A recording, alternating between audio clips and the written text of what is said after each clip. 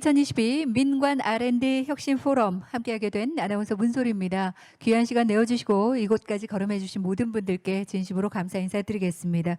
더 잘 아시겠습니다만 민간 R&D 협의체 9개 분과에서 발굴된 분야별 R&D 수요를 대내외적으로 발표드리고 또 우리 정부에 전달하는 등의 민관이 서로 소통하는 소중한 시간으로 준비가 됐습니다. 아무쪼록 이 R&D 특히 정부 R&D 정책 추진에 민간의 의견이 반영이 되고 또 현장 수요를 반영한 정책 제시가 이루어지는 소중한 시간으로 여러분께서 함께 만들어주시면 감사드리겠습니다. 먼저 오늘 행사 주요 순서를 간략하게 여러분께 소개를 해드리겠습니다. 잠시 후 한국산업기술진흥협회 구재균 회장님과 과학기술정보통신부 주영창 과학기술혁신본부장께서 인사 말씀을 해주시겠고요. 그리고 전략보고서 전달식이 있을 예정입니다.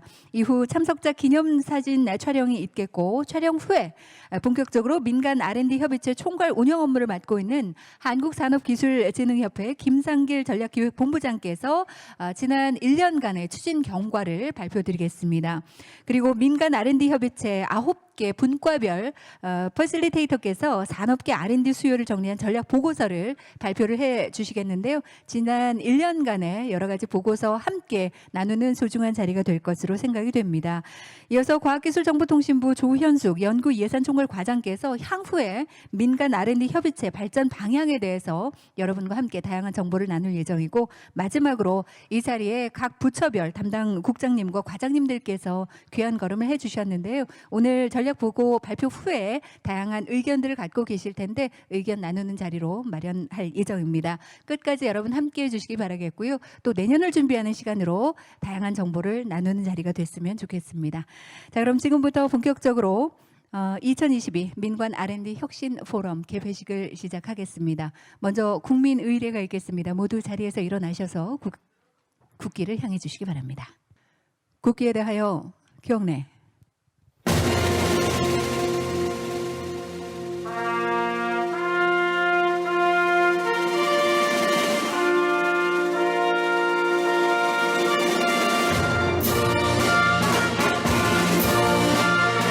나는 자랑스러운 태극기 앞에 자유롭고 정의로운 대한민국의 무궁한 영광을 위하여 충성을 다할 것을 굳게 다짐합니다.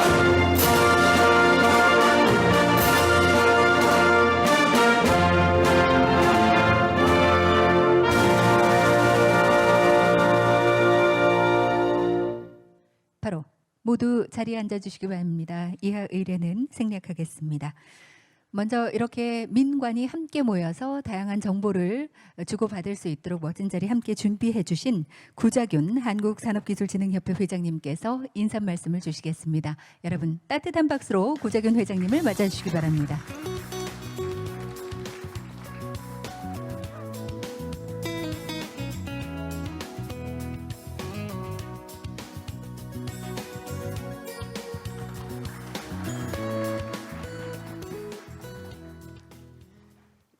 안녕하십니까. 한국산업기술진흥협회 구자균 회장입니다. 미래 산업기술 발전 방안에 대해서 민관이 함께 논의할 수 있는 자리를 만들어주신 우리 과학기술혁신본부장님께 감사를 드리겠습니다.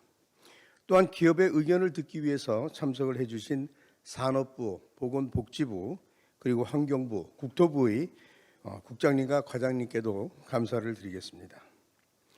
오늘 포럼은 올 한 해 민간 R&D 협의체의 활동을 결산하는 아주 뜻깊은 자리입니다. 올해는 탄소 중립과 신재생 에너지, 첨단 바이오, 미래 모빌리티, 디지털 전환 등 5개의 협의체가 운영이 되었고 120개 주요 기업의 R&D 임원과 그리고 실무진들이 참여해서 활발하게 논의를 해 주셨습니다. 바쁘신 와중에도 적극적으로 참여해 주신 모든 위원님들께 다시 한번 깊은 감사의 말씀을 드리겠습니다. 오늘날 과학기술은 한 국가의 경제를 넘어서 외교 및 안보와 직결되는 요소가 되었습니다. 미중 간 갈등도 결국 새로운 산업의 핵심 기술을 두고 벌이는 기술 전쟁입니다. 대만의 반도체 생산업체인 TSMC가 있기 때문에 미국이 대만의 안보를 지켜줄 수밖에 없다는 의견이 있는데 저도 이에 많은 공감을 하고 있습니다. 그만큼 기술이 국가의 존망을 좌우하는 핵심적인 요소로 중요성이 커진 때문입니다. 우리도 기술 혁신의 국가적 역량을 결집해야 합니다. 앞으로 수년간은 우리에게 위기이자 또 기회가 될 전망입니다. 돌이켜보면은 우리는 그동안 도전 정신으로 미래를 준비하고 기회를 포착해 왔습니다. 80년대부터 과감하게 R&D 투자를 해왔기에 오늘날 배터리, 반도체, 디스플레이 등에서 초격차 기술을 확보할 수 있었던 것입니다. 이제 다시 한번 R&D에 박차를 가해야 합니다. 물론 어려운 도전이자 힘든 싸움이 될 것입니다. 우리는 GDP 대비 세계 2위의 R&D 강국이지만은 미국, 중국, 그리고 일본 등과 비교를 하면은 양적인 측면에서는 아직 부족한 것이 현실입니다. 이러한 한계를 극복할 방법은 분명합니다. 정부와 민간이 함께 협력을 해서 약점도 보완하고 더욱 나아가서 강점을 더 강화하는 노력으로 시너지 효과를 내는 것입니다. 이미 현 정부의 국정 철학인 민관 협력에도 이 점이 분명히 담겨 있다고 생각을 합니다. 민간 R&D 협의체가 바로 이 협력의 중심체로서 중요한 역할을 할 수 있을 것입니다. 산기업도 기업의 R&D를 대표하는 기관으로서 협의체의 활동 지원에 최선을 다하도록 하겠습니다. 비록 내년에 경제가 어려울 것으로 예상이 되지만 우리 모두 함께 힘을 모은다면 극복할 수 있다고 저는 믿습니다. 다시 한번 함께 해주신 모든 분들께 감사드리고 연말 풍성하게 마무리하시길 기원하겠습니다. 감사합니다.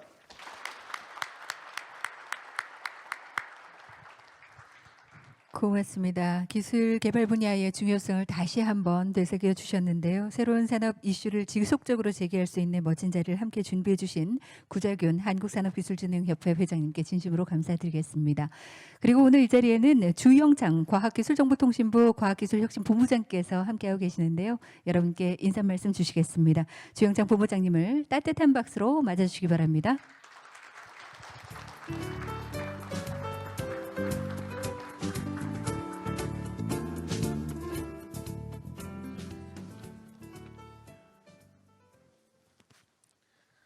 안녕하십니까. 과기정통부 과학기술혁신본부장 주영창입니다. 먼저 2022년 민관 R&D 혁신 포럼 개최를 진심으로 축하드립니다. 오늘 자리를 마련해 주신 한국산업기술진흥협회 구자균 회장님과 관계자 여러분들께도 깊은 감사를 드립니다. 또한 바쁘신 와중에도 참석해서 자리를 빛내주신 LG이노텍 강민석 부사장님, OCI 이진욱 부사장님, SK바이오팜 맹철영 부사장님, 포스코 김기수 전무님, 두산에너지빌의 육심균 전무님, 대한항공 박철홍 상무님, 롯데케미칼 최현영 상무님, KT 최준기 상무님, 그리고 삼성메디슨의 김찬모 상무님을 비롯한 기업 임원님들과 관계부처 공공기관 관련자분들께도 감사의 말씀을 전합니다. 앞서 언급된 것처럼 우리나라 국가 총 R&D 규모는 20년 기준으로 93.7조 원이고 세계 5위 수준입니다. 우리나라 경제 규모가 세계 10위 혹은 11위, 연도마다 좀 변동이 있는데요. 10위권임을 발견할 때 5위라는 기술 투자는, 5위라는 R&D의 투자는 굉장히 많다고 볼 수 있고요. 이것을 통해서 우리나라가 과학 경쟁력은 세계 3위, 혁신 역량은 세계 6위 등의 국가 경쟁력을 상승시켰다고 봅니다. 하지만 이러한 성과에도 우리나라가 마주치고 있는 상황은 녹록지 않습니다. 아까 언급해 주신 것처럼 과학기술 패권 시대에 모든 나라들이 또 주요국들이 그 중점 기술을 선정해서 투자를 집중하고 있습니다. 우리나라도 최근에 지난 10월 26일에 12대 국가 전략 기술을 발표해서 집중적으로 육성할 계획이 있습니다. 또한 우리는 기후변화에 대비해서 탄소 중립이라는 2030 NDC와 2050 넷제로를 달성해야 되는 그러한 굉장히 어려움에도 있습니다. 이러한 시대적인 그런 것을 달성할 때 가장 중요한 것이 과학기술이랄 것입니다. 그래서 정부도 전략기술 육성 방안과 탄소중립, 녹색성장, 기술변화 혁신 전략을 발표해서 이런 것들을 달성할 수 있도록 최선을 다하고 있습니다. 근데 이런 데서 정부의 역할로만 할 수 있는 것이 아니고 민간과 정부가 같이 할 수 있는, 그래서 국가 R&D 투자의 70%를 담당하고 있는 민간이 정부의 R&D의 마중물로서 이런 것들을 임무를 달성하는 것이 굉장히 중요할 것이라고 생각합니다. 오늘 이 자리에는 120개의 기업들의 최고 기술 경영자들께서 지난 1년간 민간 R&D 협의체 이름으로 모여서 탄소 중립, 신재생 에너지, 첨단 바이오, 미래 모빌리티, 디지털 전환 등에 대해서 우리가 중점적으로 중심해야 될 분야에 대해서 전략 보고서를 마련해 주셨습니다. 이 전략 보고서의 가장 중요한 뜻깊은 것은 순수하게 민간 주도로서 오랜 논의와 숙고의 과정으로 작성이 되었습니다. 그리고 여러 가지 기업들이 모여서 한꺼번에 공동으로 작성된 것입니다. 과학기술혁신본부는 국가연구개발의 투자 전략 수립과 예산의 배분 조정 과정을 통해 전략 보고서에서 제시된 기술들을 씨앗을 뿌리고 키워나가는 데 최선을 다하도록 하겠습니다. 또한 혁신본부는 부처 간, 산업 간, 또 민간과 정부 간의 협력을 촉진하는 플레인 코치로서 민간 파트너십이 더욱 공고하고 자리 잡을 수 있도록 민간 R&D 협의체를 적극 지원하도록 하겠습니다. 오늘 이 자리에 주요 부처의 국과장님께서도 참석해 주셨는데 오늘 발표되는 기업들의 R&D 수요나 개선 과제들을 정책에 적극적으로 수립해 주실 것을 믿습니다. 앞으로도 민간이 합심하여 발빠르게 변화에 대응할 수 있도록 저희도 최선을 다하겠습니다. 오늘 행사를 준비해 주신 관계자 여러분들의 노고에 다시 한번 감사드리며 참석자 여러분 모두의 건강과 행복을 기원합니다. 감사합니다. 네, 고맙습니다. 본부장님께서는 바로 다음 전달식까지 함께해 주시면 감사드리겠습니다. 말씀해 주신 대로 이 기업 기술 개발 수요가 국가 R&D 투자 방향을 수립하는데 잘 활용이 됐으면 하는 바람입니다. 그런 의미에서 저희 이 무대 빌려서 이제 전략보고서 전달식을 진행을 할 텐데요. 여러분의 박수로 시작을 할까 합니다. 지금부터 2022 민간 R&D 혁신 포럼 전략보고서 전달식을 시작하겠습니다.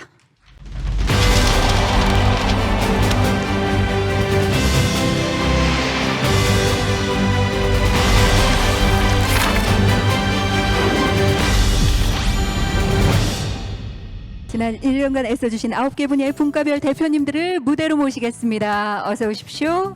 자, 그럼 지금부터 보고서 전달을 할 텐데요. 먼저 탄소중립협의체 전략보고서를 전달을 하겠습니다. 탄소중립협의체를 대표해서 김기수 포스코 전무님과 육심균 두산 에너빌러티 전무님께서 보고서를 전달해 주시겠습니다. 두 분 앞쪽으로 모실까요? 어서 오십시오. 네. 먼저 산업공정혁신분과 김기수 전무님께서 전략보고서를 본부장님께 전달해 주시겠습니다. 고생하셨습니다.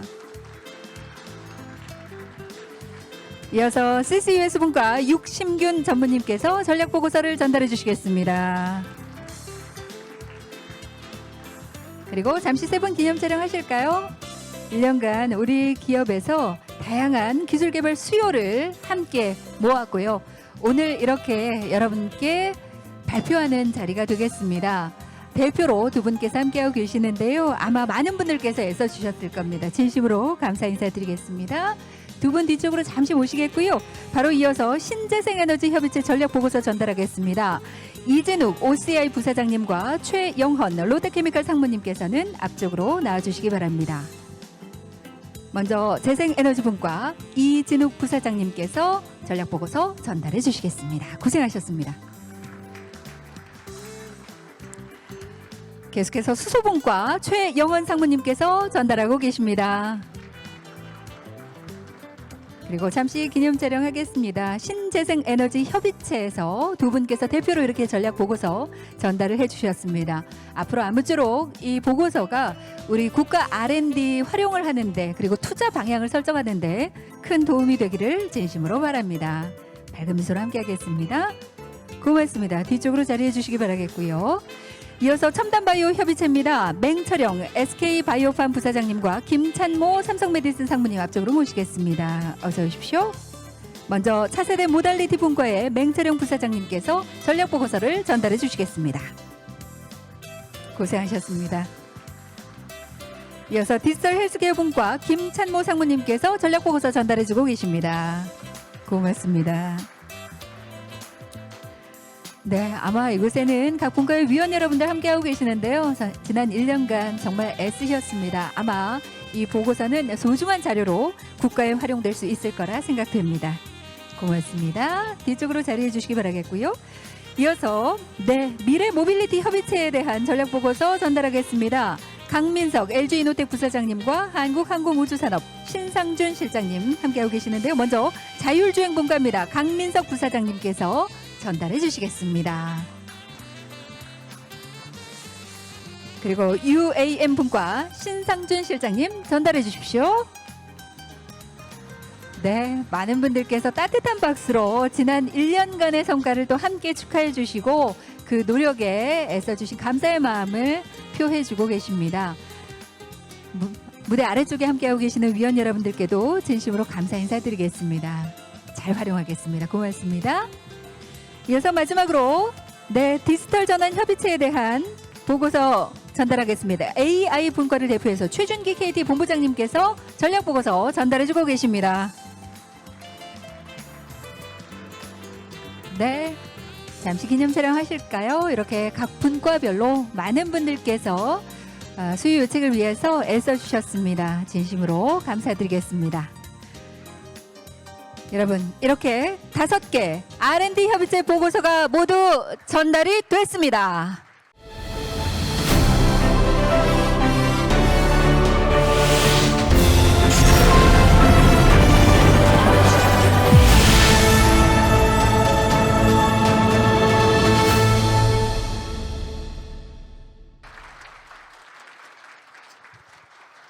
고맙습니다. 또 1년을 마무리하는 자리라 기념 촬영 안 할 수가 없겠죠? 예, 중앙으로 모시고 함께 하겠고요. 오늘 이 자리 마련해 주신 구자균 한국산업기술진흥협회 회장님께서도 함께 해 주시겠습니다.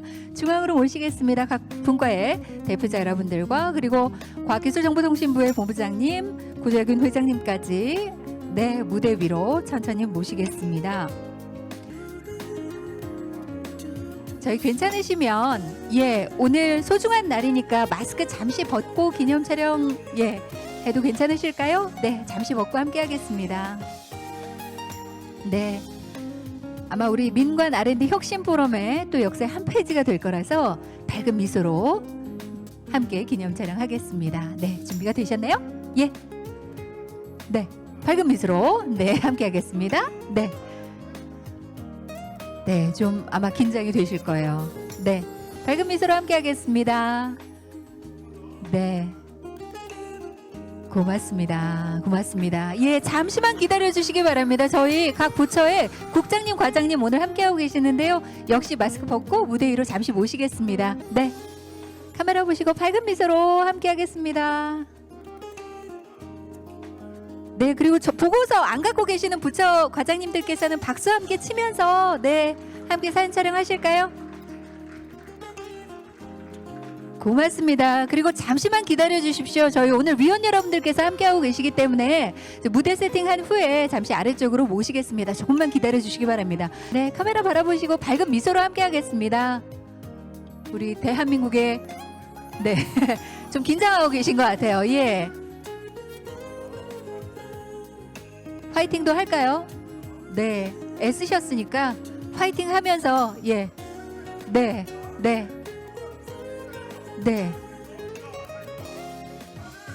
화이팅! 화이팅! 네, 에너지 넘치는 작가님과 함께했습니다. 예, 고맙습니다. 자리로 모시겠습니다. 지난 1년간 저희 R&D 민간 협의체에서도 민간의 수요 발굴 조사를 위해서 정말 많은 애를 써주셨고요. 많은 분들께서 노력을 해주셨습니다. 그래서 먼저 각 분과별로 전략 보고서를 발표하기 전에 민간 R&D 협의체 운영 추진 경과에 대한 발표를 여러분께 드리겠습니다. 오늘 발표는 민간 R&D 협의체 사무국 역할을 맡고 있는 한국산업기술진흥협회 전략기획본부의 김상길 본부장님께서 함께해 주시겠습니다. 네, 안녕하십니까. 저는 민간 R&D 협의체 운영 업무를 총괄하는 산업기술진흥협회 전략기획본부장 김상길입니다. 산업별 민간 R&D 협의체 추진 경과를 보고 드리도록 하겠습니다. 먼저 2022년 민간 R&D 협의체 구성 및 운영 경과입니다. 올해 협의체 구성은 국가전략기술과 신성장 원천기술 등의 분야에서 기업과 논의를 거쳐 분야를 선정하였습니다. 그 결과 탄소중립, 신재생 에너지, 첨단 바이오, 미래 모빌리티, 디지털 전환 등 5개 분야로 구성하였습니다. 세부 분과로는 탄소중립 분야에서 산업공정혁신 CCUS 분과를, 신재생 에너지 분야에서 재생에너지 수소 분과를, 첨단 바이오 분야에서 차세대 모빌리티, 디지털 헬스케어 분과를, 미래 모빌리티 분야에서 자율주행, UAM 분과를, 디지털 전환 분야에서 AI 분과 등 9개 분과를 각각 운영하였습니다. 참여 기업으로는 분과별로 10개 이상의 주요 R&D 기업이 참여하였으며 전체 120개 선도 기업이 참여하여 협의체 활동을 하였습니다. 다음 올해 협의체 운영 체계와 운영 방향입니다. 전체 협의체 운영 방향을 논의하는 총괄위원회가 있고 실제 R&D 수요를 논의하는 기업 CTO, R&D 임원으로 구성된 전문위원회와 R&D 부서장들로 구성된 실무위원회로 구성하였습니다. 분과별로는 코디네이터 역할을 수행할 퍼실리테이터를 두어 전문 실무위원회 간 의견 조율과 회의 운영, 과제 정리 및 전략보고서 작성 업무 등을 수행하였습니다. 다음 올해 주요 운영 방향으로는 작년에 제시된 과제를 구체화하고자 하였고 기업 간 협업 과제, 아래 부분이 되겠습니다. 올해 주요 운영 방향으로는 작년에 제시된 과제를 구체화하고자 하였고 기업 간 협업 과제 및 협의체 간 연계성 강화, 민간 협력 R&D 과제 논의 활성화, 제도 개선 사항 도출 등 주요 방향으로 추진하였습니다. 다음으로 민간 R&D 수요 도출 경과를 말씀드리겠습니다. 전체 R&D 기업을 대상으로 수요 조사를 실시하였으며 도출된 수요에 대해 전문위원회와 실무위원회 논의와 검토 과정을 반복적으로 추진하였고 해당 분야 기술 전문가의 보완 등을 거쳐 R&D 수요를 최종적으로 도출하게 되었습니다. 다음은 올해 협의체 주요 활동 내용이 되겠습니다. 4월부터 총 27회의 전문위원회와 26회의 실무위원회를 개최한 바 있습니다. 운영 방향 및 민간 협력 활성화를 위해 분과위원장 간담회를 2회 개최하였으며 수소, UAM 등 분야에서 전문가 토론, 자율주행 등 분야에서 관계부처 정책 간담회 등을 통해 민간 R&D 수요를 심층적으로 논의하였습니다. 다음은 올해 주요 추진 성과가 되겠습니다. 먼저 분야별 R&D 수요 발굴입니다. 상반기에 단기 R&D 과제 42건을 발굴하여 23년 정부 사업에 반영했으며 중장기 전략과제 161건을 발굴하여 오늘 전략보고서에 담아 전달하게 되었습니다. 그리고 산업체 공통 목표 달성을 위해 산업공정혁신분과에서는 13개 참여기업 간에 자발적인 MOU를 체결하여 기업 간 R&D 협력을 확대한 바 있고 AI, 탄소중립 분야에서는 국가기술제약센터와 콜로키움을 개최한 등 민간 협업 생태계 구축에도 기여한 바 있습니다. 참고사항으로 올해 참여한 120개 분야별 주요 기업입니다. 또한 분과별 기업 간 R&D 논의를 조율하고 수요 도출 작업에 참여한 9명의 퍼실리테이터 명단이 있습니다. 올해 수고해 주신 120개 주요 기업 R&D 책임자들과 퍼실리테이터 분들에게 이 자리를 빌어 감사의 말씀을 다시 한번 전해드립니다. 이상으로 추진 경과 보고를 마치겠습니다. 감사합니다.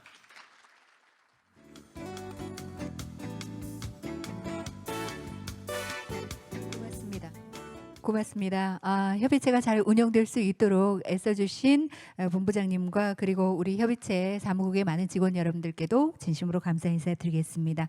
자, 그럼 지금부터 본격적으로 민간 R&D 협의체 각 9개 분과의 R&D 수요 제안 발표 진행하겠습니다. 산업공정혁신을 시작으로 CCUS, 재생에너지, 수소, 차세대 모달리티, 디지털 헬스케어, 자율주행, 그리고 UAM, AI 순서로 발표가 진행이 될 텐데요. 먼저 탄소중립협의체 산업공정혁신문과 퍼실리테이터로 함께해 주신 김칠성 성균관대학교 교수님께서 발표해 주시겠습니다. 박수로 맞아주십시오. 먼저 산업공정혁신 분야 발표하겠습니다.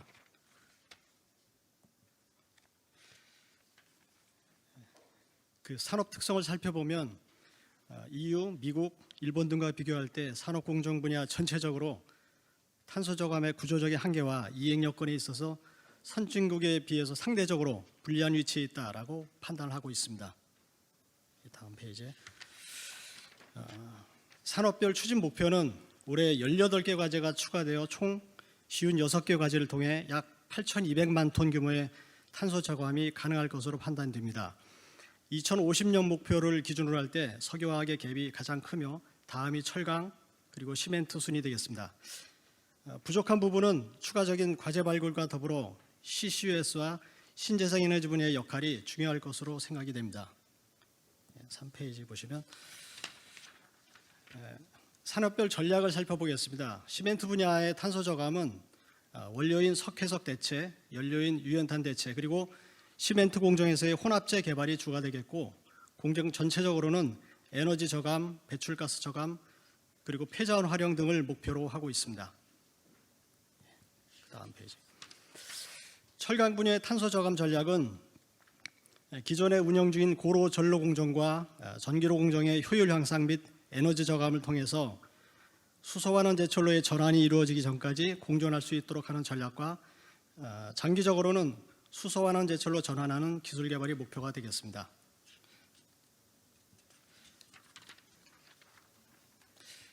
석유화학 분야의 탄소 저감은 공정 분야에서 에너지 효율 향상과 더불어 혁신적인 촉매 공정 기술 개발을 추진하고, 부산물 분야에서는 이를 활용한 수소와 고부가 화학 제품을 생산하고 폐플라스틱을 신재 수준으로 재사용하는 기술을 개발하는 것이 목표가 되겠습니다. 산업 분야별로 세부 추진 과제를 보겠습니다. 시멘트 분야는 5가지 전략 하에 9개 과제가 발굴되었으며 대부분 향후 5년 이내 마무리되는 단중기 과제에 집중이 되어 있습니다. 2021년과 저희가 비교를 해보면 과제의 변동사항은 없으며 현재 제안된 과제가 성공적으로 수행된다면 2050년 목표의 약 95% 정도는 달성될 것으로 보고 있습니다. 철강 분야는 5가지 전략 하에 31개 과제가 발굴되었고, 대부분의 5에서 10년 중장기 과제가 중심이 되고 있습니다.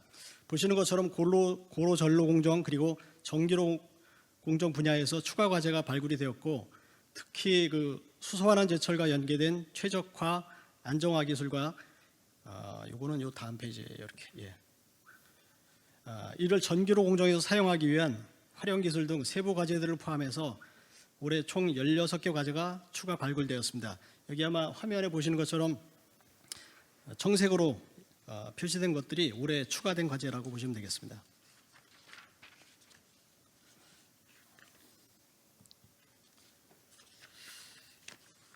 석유화학 분야에서는 저희가 4가지 전략하에 16개 과제가 발굴이 되었습니다. 특히 올해에는 두 번째에 있는 촉매 공정 기술 분야 전략을 추가하여 신규로 3건의 과제를 발굴하였고, 부생가스 활용 분야에서도 과제를 보완을 하였습니다. 그래서 2022년 전체적으로 보면 총 6개 과제가 신규 발굴되었다라고 볼 수 있습니다.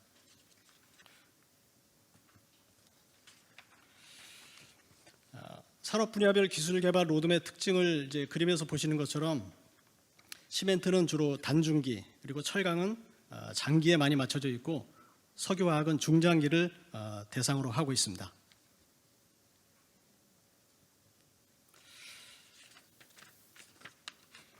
마지막으로 몇 가지 제안 사항을 저희가 요약을 했는데 아마 분과별로다가 좀 비슷한 부분들도 많이 있습니다. 민간이 주도하는 탄소 저감이 속도를 내기 위해서는 여러 분야나 단체의 이해관계가 복잡하게 얽혀 있는데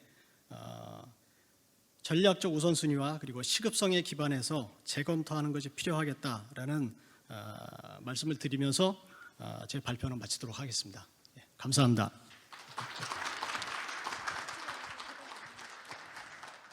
네, 김칠성 교수님 고맙습니다. 시멘트, 철강, 석유화학 등 이 탄소 배출 절감을 위한 다양한 기술들을 발굴을 해주셨고요. 그리고 재원까지 함께해 주셨습니다. 오늘 발표 주신 교수님께 감사드리겠습니다. 역시 탄소중립 협의체 분과가 되겠고요. 이번엔 CCUS 분과입니다. 퍼실리테이터로 함께해 주신 SBI 컨설팅의 남태용 대표님께서 이어 발표 주시겠습니다. 박수로 맞아주십시오. 예, CCS 분과에서 이번에 만든 보고서 발표드리겠습니다. 네, 정부 전반적인 탄소 중립 관련된 이슈는 포집 관련돼서는 개발이 많이 진행이 되었기 때문에 실증을 통한 민간 주도 개발에 대한 이슈가 있고요.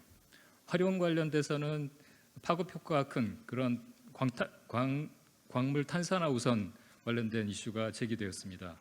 저장은 관련된 정부의 활동도 많이 있고 반면에 이제 민간에서 그걸 따라가기 위해서는 협업이 될 수 있는 그런 포집 수송 저장에 대한 통합 실증이 필요하게 되어 있습니다. 아래 부분에 보시는 바처럼 정부에서 지향하는 탄소 감축 목표에 대해서 민간이 어느 정도 기여할 수 있을지를 좀 고민해봤습니다. 전반적인 추진 목표는 포집, 활용, 저장 관련돼서 추진 전략으로는 포집에 관련돼서는 포집재 개발 쪽으로 집중이 되어 있고 앞서 말씀드린 것처럼 활용에 대해서는 탄산 광물화, 그다음 저장에 대해서는 대연 수층을 포함한 저장소 확보하고 상용화 기반을 구축하는 것 쪽으로 진행을 하게 되었습니다. 22년 제한된 내용들을 보시게 되면은 총 23건 정도가 제한이 됐는데요. 기존에 작년에 21년에 제한된 것과 올해 추가로 제한된 걸 포함해 가지고 신규 16건이 확정되었고 기존 7건이 포함돼서 23건이 됐습니다. 아래 보시는 것처럼 포집에 13건, 활용에 5건, 저장에 5건이 있고 각 카테고리별로는 한두 건 정도씩의 작년 과제들이 계속 지속으로 진행되는 걸로 되어 있습니다. 각 카테고리별로 보시게 되면 포집은 전반적으로 지금 개발이 많이 진행되어 있기 때문에요. 상용화에 관련된 실증 위주로 진행이 되어야 됐고 민간에서 주도로 해서 실증 사업들이 지금 진행되고 있습니다. 그래서 아래 왼쪽에 보시는 것처럼 연소 전후 포집과 연소 후 포집, 연소 중 포집으로 구분지어서 세부적인 과제들이 제안이 되었습니다. 활용 관련돼서는 많은 것들이 진행이 되고 있습니다만 실제로 인풋 대비 아웃풋이 효과적인 것 위주로 진행하다 보니까 초기에 나온 것들은 탄산, 광물화 되는 것들이 집중되어 있고요. 그 외에도 지금 아래 보시는 것처럼 합성가스 대체 화학 제품이나 고분자 대체 제품 쪽으로 연구 개발이 진행이 되고 있고 관련돼서 제안이 되어 있습니다. 저장은 민간이 혼자 단독으로 주도하기가 좀 어려운 부분이 있어서요. 정부에서도 저장지를 확보하고 후보지를 찾고 관련돼서 민간에서는 어떻게 거기에 효과적으로 집어넣을지를 수치 모델을 구축하고 효율적인 실증 설계를 진행하고 있습니다. 저장 관련돼서는 작년에 제안됐던 것들이 상당 부분 계속 연계돼서 진행이 됐고요. 추가로는 이제 운반 중 선상에서 액체 운반 해상 실증이나 그 해상 내에서 플랫폼을 만들어가는 그런 쪽으로다가 새로운 과제들이 제안이 됐습니다. 그래서 전체적인 걸 보시면 아까도 말씀드린 것 총 23건, 포집 13건, 활용 5건, 저장 5건이 되겠고 작년에 제안이 돼서 올해까지 계속 이어지는 것들이 각 카테고리별로 몇 건씩 준비가 되어 있습니다. 전체적인 방향은 포집 관련돼서 13건이 대규모 실증을 위주로 민간이 지금 계획을 짜고 제안을 했고요. 밑에 보시게 되면 복합과제라는 부분이 있는데 이거는 이제 민간만으로 하기는 좀 어려운 부분이 있어서 정부에서 같이 협업을 통해서 좀 복합적인 큰 과제들을 해보면 어떻게 하는가 그런 제안들을 해봤습니다. 뒤쪽에도 로드맵 같이 되어 있고요. 마지막 부분에 이제 제도에 관련돼서는 앞에서 말씀드린 것처럼 복합과제에 관련된 그런 민간이 제안을 하고 그것들에 대해서 정부에서 어떻게 시설을 같이 복합적으로 꾸려나갈 건지 상용화 기술을 어떻게 지원할 건지에 대한 제안들을 몇 가지 제안했습니다. 이상입니다.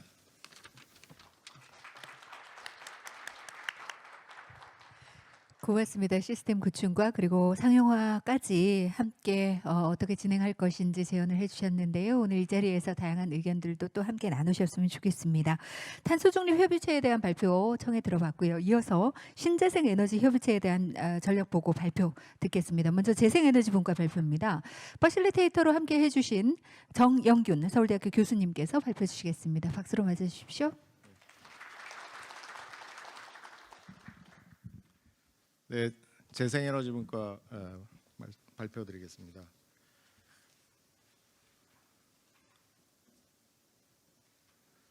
그 재생에너지 분야의 주요 동향을 말씀을 드리면, 우선 이 재생에너지는 전 세계적인 기후 변화 위기 대응 기조가 확산이 되고 있고요. 산업계에서는 이 탄소 중립 달성을 위해서 ESG 경영이라든가, 그다음에 RE100 참여, 그다음에 최근에는 또 CF100이라는 것까지도 지금 검토가 진행이 되고 있는 그런 상황입니다.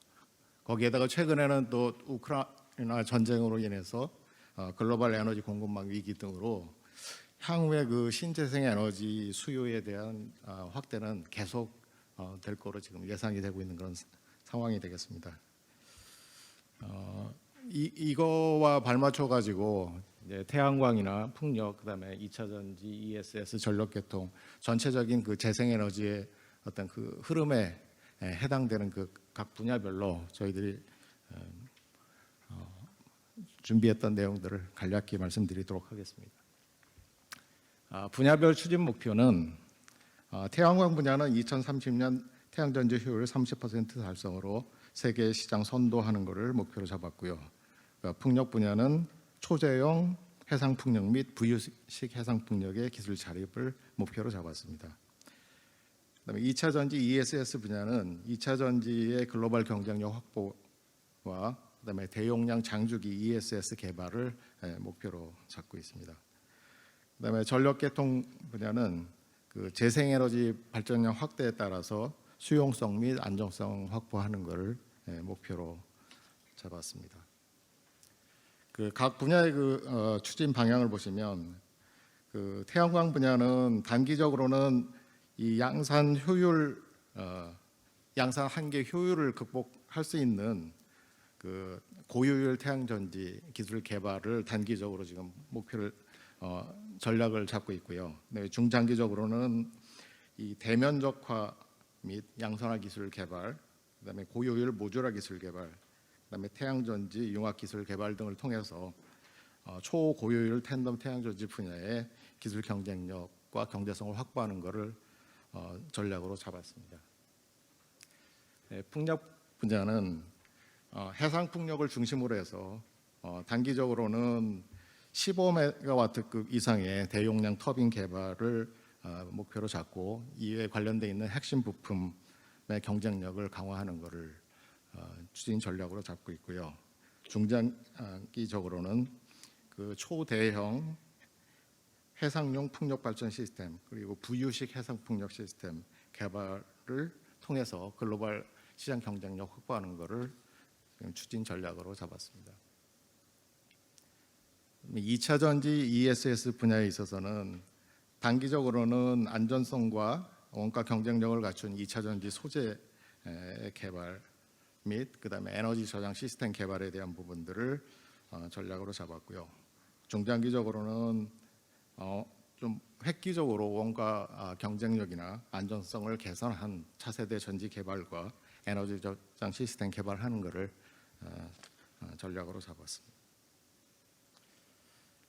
전력계통 분야는 재생에너지의 어떤 변동성과 연계해서 이를 잘 수용할 수 있는 그 수용성과 유연성을 갖는 그런 안정성을 갖는 시스템을 갖도록 하는 거가 지금 어떤 추진 전략이 되겠습니다.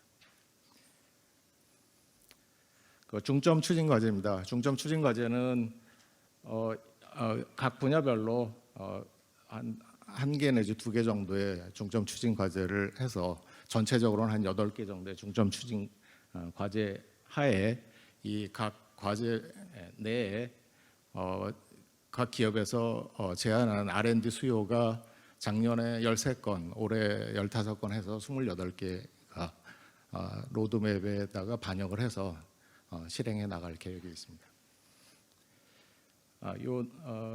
여기에 표현되어 있는 로드맵은 지금 회색으로 된 부분이 작년에 제한된 수요가 되겠고요. 그다음에 약간 푸르게 표현된 부분이 올해 제한된 수요가 되겠습니다. 그다음에 마지막으로 정책 제도 개선 의견이 되겠습니다. 첫 번째는 그 정책 및 규제 개선에 관한 사항인데, 지금은 이제 그 대외적인 불확실성이 증대하고 있는 그런 상황이기 때문에 어떤 정부 과제에 참여하는 그 기업들의 어떤 그런 부담이나 이런 부분들을 좀 줄여줄 수 있는 그런 지원들이 좀 있었으면 좋겠다 하는 의견들이 있었고요. 그다음에 이제 그 신재생 에너지 사업을 안정적으로 수행하고 그다음에 수용성 증대를 위해서 좀 적극적인 지원이 있었으면 좋겠다 하는 의견들이 있었습니다. 그래서 그 해당되는 내용으로는 건물형 태양광에 MLP를 설치를 의무화하는 그런 제안 의견이 있었고요. 그다음에 이제 신재생 에너지 공급 인증 가중치 산정을 위한 그 국산화 평가 기준에 대한 기준의 상향, 그다음에 어떤 기준의 좀 더 섬세한 그런 어떤 배분, 이런 내용들이 좀 의견이 있었습니다. 그다음에 그 재생에너지의 그 실증과 인프라 구축 관련돼서는 지금 저희가 재생에너지를 시스템에 있어서 제일 그 핵심적인 요소가 이 배전망인데, 특히 이제 그 MVDC라고 고압 징류 배전 시스템이 있는데, 우리 같은 경우는 이제 제도가 아직 미비된 부분들이 많습니다. 그래서 이 제도 부분을 좀 정립할 수 있고, 그다음에 이런 것들을 좀 시험할 수 있는 그런 실증할 수 있는 그런 지원들을 좀 정부에서 좀 많이 해주십사 하는 의견들이 있었습니다. 예, 이상으로 발표를 마치겠습니다. 감사합니다. 네, 정윤균 교수님 고맙습니다. 또 위원 여러분들의 의견, 기업의 의견까지 함께 전달을 했는데요. 부처에 계신 분들께서도 함께해 주시면 감사드리겠습니다. 역시 신재생 에너지 협의체 발표 있겠습니다. 이번에는 수소분과고요. 퍼실리테이터로 함께해 주신 H2 리서치의 남정호 대표님께서 발표 주시겠습니다. 박수로 맞아주십시오. 뒤돌아보면 이제 수소 산업은 올해가 새로운 변화가 시작된 한 해로 기억이 될 것 같습니다. 그동안 수소 산업은 탄소 중립을 위한 중요한 요소이자 또 미래 유망 성장 산업이라는 측면에서 강조가 되어 왔다면, 올해 러시아 우크라이나 전쟁으로 인해서 이제 에너지 안보 측면에서도 수소가 필수 불가결한 요소로 등장하면서 수소 산업의 중요성이 한층 더 업그레이드된 걸로 기억하고 있습니다. 이러한 이제 환경 변화에 맞춰 가지고 주요국들은 이제 앞다투어서 이제 수소 정책에 대한 지원 전략을 발표하고 있습니다. 이 중에서 특히 이제 유럽이나 미국 같은 경우에는 한 발 더 나아가서 수소 전략을 이행할 수 있는 추진 이행 전략을 발표하고 있습니다. 그것이 이제 올해 들어와서는 한층 더 강조되었는데요. 이제 EU 같은 경우에는 이제 러시아 그 전쟁 이후에 수소에 대한 목표를 2030년까지 생산 목표를 2배 상향시켰고, 이제 미국 같은 경우에도 실행적인 측면에서 인프라 법안 내에 수소를 산업을 지원하는 강력한 내용들을 포함시켰습니다. 이러한 이제 그 환경 변화에 따라서 이제 수소 시장 같은 경우에도 이제 크게 확대될 걸로 보고 있고요. 그래서 매년 수소 시장 전망하는 그 리서치 기관들을 보게 되면 이제 많이 좀 수소 생산량이 매년마다 더 향상되고 있는 걸 볼 수 있습니다. 특히 올해 이제 9월에 발표된 거에 의하면 이제 2030년에 수소 수요만 해도 이제 2021년 대비 2030년에는 약 2배 정도 성장하는 걸로 이제 전망을 하고 있습니다. 수소 생산 분야입니다. 수소 생산은 이제 그 그린수소 중요성은 누구나 다 인정하기 때문에 수소내를 또한 그린수소 실증 프로젝트들이 글로벌적으로 굉장히 많이 증가되고 있습니다. 연 단위로 집계를 해보면 수소 실증 프로젝트가 100개, 200개씩 막 늘고 있습니다. 그래서 작년만 할 때 제가 집계할 때 약 300개 프로젝트였던 것이 올해는 이제 집계해 보면 이제 500개가 넘는 실증 프로젝트들이 진행이 되고 있습니다. 또 이외에 이제 그린 수소는 이제 기본이고 이제 앞으로 보면 수소의 산업 활성화에서는 수소의 저각효가 중요하기 때문에 이제 온실가스 배출 적은 어쨌든 저각효로서 원전이라든지 또 바이오를 이용한 청정수소 생산도 이제 개발 진행되고 있고요. 수소 저장 및 운송 분야에서는 이제 대량으로 이제 수소를 효율적으로 저장하고 운송하기 위한 기술 개발이 진행되고 있는데 가장 핵심은 이제 수소 액화 기술과 이제 암모니아 기술이 되겠습니다. 수소 발전 분야에서는 이제 단기적으로는 이제 기존에 있는 석탄 화력을 보완할 수 있는 혼소 발전, 그다음에 중 2단계로는 이제 수소와 암모니아 전소 발전으로 기술 개발이 진행되고 있고, 연료전지는 이제 수소 분야 중에서 가장 오래됐던 분야 중에 하나이기 때문에 이제 그동안은 이제 기술 개발 측면보다도 어떻게 보면 고효율화 측면, 그다음에 이제 장수명화 측면에서 이제 기술 개발들이 많이 진행이 되고 있습니다. 이러한 이제 그 수소의 동향과 또 기업들이 제안한 그 과제들을 종합하여 각 부문별로 이제 목표를 정했습니다. 그래서 이제 수소 생산 분야에서는 이제 글로벌 청정 수소 생산 기술 선도 기술 개발로 목표를 정했으며, 수소 저장 및 운송에서는 이제 액화, 액상 등 다양한 형태의 수소 액화 변환 및 운송 기술 확보는 측면, 그다음에 수소 발전에서는 탄소 중립형 무탄소 발전 기술, 그다음에 연료전지에서는 대용량 장수명 고유 연료전지 핵심 기술 개발을 목표를 정했습니다. 이러한 목표 아래 이제 기업들이 제안한 과제를 갖다가 단기, 중장기로 나누어서 목표를 정했습니다. 그래서 수소 생산에서는 재생에너지 연계 외에, 재생에너지 연계 같은 경우는 작년에 이제 과제들이 많이 발전됐기 때문에 이번에는 제외하고 추가적으로 원자력, 바이오가스 등 다양한 그린 수소 생산 기술 확보를 해서 이제 글로벌적으로 그린 수소 생산을 선도하겠다는 목표 아래 이제 제안된 과제들을 저희가 단기, 중장기로 나눠 정리하였습니다. 수소 저장 및 운송에서는 말씀드렸던 것처럼 해외 이제 추세가 이제 수소 액화 기술과 또 암모니아 수소 변환 기술이 초점이 되어 있기 때문에 이 두 가지에 해당되는 걸 중심으로 해가지고 제안된 과제를 단기, 중장기 목표로 잡아서 정리하였습니다.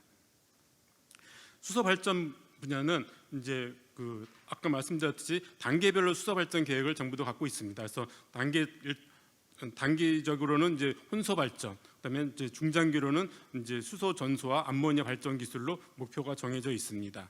그래서 이제 석탄 활용 쪽에서는 이제 암모니아를 혼소하고 그다음에 암모니아 전소 발전, 그다음에 이제 LNG 가스 쪽에서는 보통 이제 그 수소를 혼소한 다음에 이제 수소 전소 발전 가는 길로 기술 개발 진행되고 있습니다. 연료전지 쪽에서는 앞서 말씀드렸다시피 이제 기초 우리가 기본 기술들은 다 어느 정도 많이 완료되어 있기 때문에 기존에 있는 기술들을 좀 더 업그레이드하는 기술, 그다음에 이제 저가격화 또 핵심 부품 기술 개발들이 과제들이 주용되어서 그 과제들을 정리하였습니다. 그래서 앞서 제안된 기술 개발들을 반영하여서 기술 로드맵에 정리하였습니다.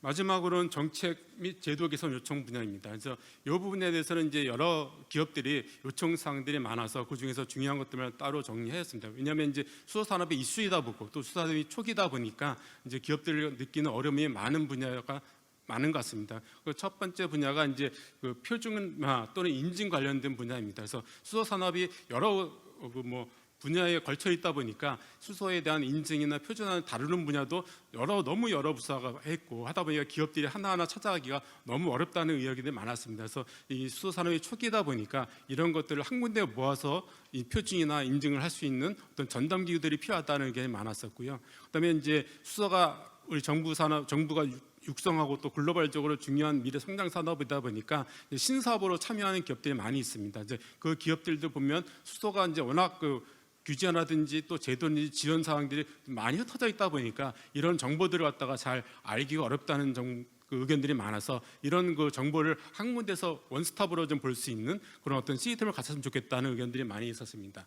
추가적으로 보게 되면 이제 수소가 이제 R&D 초기고 하다 보니까 정부도 여러 가지 실증 지원 과제들이 많이 지원이 되고 있는데 이런 기술들이 단기적으로 개발이 끝나고 나면 후속으로 개발은 아직 수소 산업이 생태가 활성화가 안 된 상태이기 때문에 정부 지원이 없으면 과제가 진행되기 어려운 회사들이 많이 있습니다. 그래서 그런 한번 지원했다가 끝나는 게 아니라 이 실증 프로젝트를 후속으로 또 몇 년 정도 어느 정도 수소 산업이 활성화되기 전까지는 연계될 수 있는 연계 과제가 좀 나왔으면 좋겠다는 의견과 그다음에 이제 그 수소에서 뭐 대규모 투자라든지 설비들을 개발하는 프로젝트 많이 있습니다. 이런 걸 갖다가 R&D 과제다 보니까 사업화로 연계를 못 시켜 사용하지 못하는 경우가 있다고 합니다. 그래서 이걸 갖다가 좀 법을 좀 갖춰서 어차피 R&D를 열심히 개발해서 잘한 설비를 약간 보완해서 또 사업적으로 쓸 수 있으면 좋겠다는 의견들이 있었습니다. 그리고 또 이제 뭐 얼마 전에도 여러 가지 수소 관련해서 제도나 법규 시행령들이 완성되고 있는데 사실은 뭐 이상향으로 가면 좋긴 하겠지만 아직 이 수사위 초기다 보니까 단기적으로는 좀 우리 산업이 그 시작이 될 수 있도록 좀 뭐 청정수도의 정의 같은 경우도 조금 약간 완화해서 했다가 유예 기간을 뒀다가 뭐 산업이 어느 정도 규모화 되면은 정상화시키는 이런 식의 의견들이 좀 많이 있었습니다. 그다음에 이제 기술력 징수의 문제는 또 공용 실증 및 인프라 구축에 관련된 의견들이 좀 제안이 많이 되었습니다. 마지막으로 바쁘신 와중에서도 이 수소 분야에 대해서 이제 여러 가지 과제 제안과 보고서 제안에 많은 도움을 주신 전문위원들과 실무위원들께 감사 말씀드리는 이상을 마치도록 하겠습니다. 고맙습니다. 또 새로운 신산업이 될 수소산업 분과에서 함께해 주셨습니다. H2 리서치의 남정훈 대표님 감사드리겠습니다. 이번에는 첨단 바이오 협의체에서 발표해 주시겠는데요. 먼저 차세대 모달리티 분야 발표하겠습니다. CNA 컨설팅의 이장욱 수사님 부탁드리겠습니다. 네, 차세대 모달리티 분과 R&D 수요 제한에 대해서 발표드리겠습니다. 바이오 헬스 분야는 세계 주요국들이 국가 성장 동력 중 하나로 생각하고 있어서 기술 우위 확보를 위한 경쟁이 심화되고 있는 분야입니다. 그 중에서도 첨단 바이오 의약품인 차세대 모달리티는 미국 정부의 경우 R&D 투자 금액만 매년 수십억 달러에 달하고 있고 EU를 비롯한 영국, 일본, 중국도 바이오 분야 전략을 수립하고 각종 사업을 지원하고 있습니다. 국내 기업들은 22년도 현재 차세대 모달리티로 분류될 수 있는 파이프라인이 약 280개로 추정되고 있고 2021년도에는 제약 바이오 기술 수출 금액만 13조 2천억 원에 달할 정도로 기술 수준은 이미 글로벌 수준에 진입했다 이렇게 볼 수 있겠습니다. 그러나 이제 개발 기업들이 자체 사업화를 하기에는 천문학적인 비용 문제로 인해서 현재는 기술 수출로 활로를 모색하고 있는 상황입니다. 우리 제약 바이오 기업들은 mRNA, 바이러스 벡터, 엑소점, 세포 치료제 등 차세대 모달리티 각 분야에서 원천 기술, 기반 기술 그리고 산업화 기술 등을 확보해서 기술 개발에 있어서 선도적인 우위를 점하고 경쟁력을 강화하는 것을 추진 목표로 설정하였습니다. 먼저 mRNA 분야부터 말씀을 드리면 그림에서는 편의상, 이해의 편의상 그림을 이렇게 개발 단계별로 구분해서 보여드리고 있는데요. 총 5개의 중점 추진 과제가 우선적으로 도출되었고 mRNA 분야는 코로나19 백신을 통해서 많이 알려진 바와 같이 초기 단계 시장입니다. 그래서 원천 기술 확보가 경쟁력의 관건이기 때문에 도출된 과제들도 특정 치료제 파이프라인이라기보다는 다양한 응용과 파생이 가능한 원천 기술에 해당하는 과제입니다. 바이러스 벡터 분야는 바이오 의약품 생산 능력의 직접적인 분야입니다. 그래서 산업화에 필요한 공정 단계별 수요 기술들이 과제로 도출되었고 세계적으로 유전자 치료제 개발 확대와 시장 팽창으로 인해서 산업적 생산 역량은 국가적으로도 더욱 중요해질 것으로 예상할 수 있겠습니다. 엑소점은 세포 내에서 생성돼서 세포 외부로 방출되는 소낭인데 의약품적 활용 가치가 높지만 기술적으로는 아직 신생 분야입니다. 시장도 형성되지 않은 분야이기도 하고요. 그래서 기술과 시장의 조기 선점을 위해서는 모든 단계에서 기반 기술 확보가 현재 필요한 상황이라고 볼 수 있겠습니다. 세포 치료제는 혈액암에 대한 세포 치료제는 이미 상용화가 되어 있습니다. 그러나 아직 고용암에 대한 세포 치료제는 아직까지 없고 기술적으로 해결해야 될 난제들이 있습니다. 그런데 고용암은 전체 암 중에 90%를 차지하고 있기 때문에 시장성 측면이나 기술적 우위 측면에서 매우 의미가 있는 기술이라고 할 수 있겠습니다. 이상으로 차세대 모달리티 분과에서는 총 21개 기술 수요가 중점 과제로 도출되었는데 대부분 원천 기술 또는 기반 기술, 산업화를 위한 공정 기술 등이 이제 현장 수요로 제시되었기 때문에 3년에서 5년 이내에 빠른 기술 확보를 목표로 하고 있습니다. 기술 수요 이외에 이제 생산 시설이나 연구 인프라에 대한 인프라 구축에 대한 제한이 5건이 있습니다. 먼저 국내에는 항체 약물 접합체라고 하는 약물을 위탁 생산할 수 있는 시설이 없습니다. 그래서 개발 한 건당 대략 100억 원 정도의 위탁 비용을 해외에 지불하고 있는 상황입니다. 유전자 치료제 생산 시설도 상위 10개 생산 시설에서 국내 총 생산량의 80%를 감당하고 있기 때문에 신규 R&D는 증가하고 있지만 R&D 진행 여력은 낮은 상황이라고 말씀드릴 수 있을 것 같습니다. 치료제 설계를 위해서는 그 외에도 비항암 분야, 질병 유전체 DB 서비스를 데이터베이스 서비스를 구축하거나 의료 샘플을 제공해 줄 수 있는 중개 연구망도 꼭 필요하지만 이게 이제 어느 기업 단독의 역량만으로는 구축되기 어렵기 때문에 이렇게 지원을 제안드리게 되었습니다. 마지막입니다. 표적 단백질 분해 기술 개발에 필요한 대일 구축 지원 제안도 있었습니다.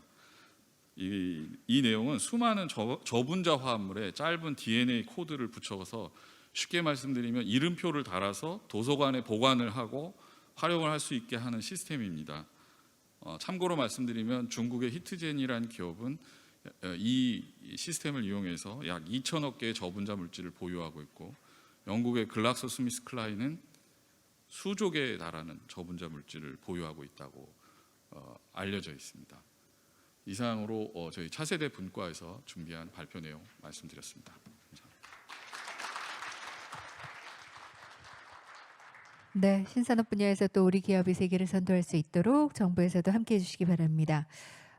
이번에는 디지털 헬스케어 분야 청해 듣겠습니다. 첨단바이오 협의체 최일엽 성균관대학교 교수님께서 함께하시겠습니다. 박수 부탁드립니다.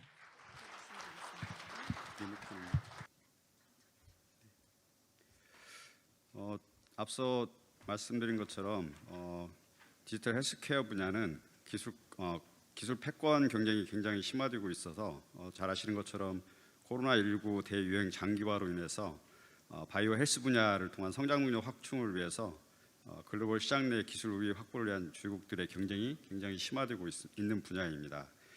미국의 경우에는 조 바이든 대통령께서 미국 GDP의 2%까지 늘리겠다는 의지를 표명한 바가 있고 영국 같은 경우에는 바이오 경제 혁신 전략 수립을 통해서 GDP의 2.4%까지 확대한다는 계획을 발표한 바 있습니다.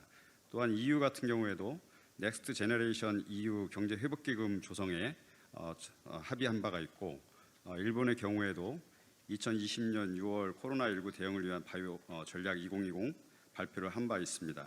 또 중국의 경우에도 바이오 테크놀로지와 생명과학을 정책 중점 분야로 언급하면서 굉장히 각국의 치열한 경쟁이 있는 분야이기도 합니다.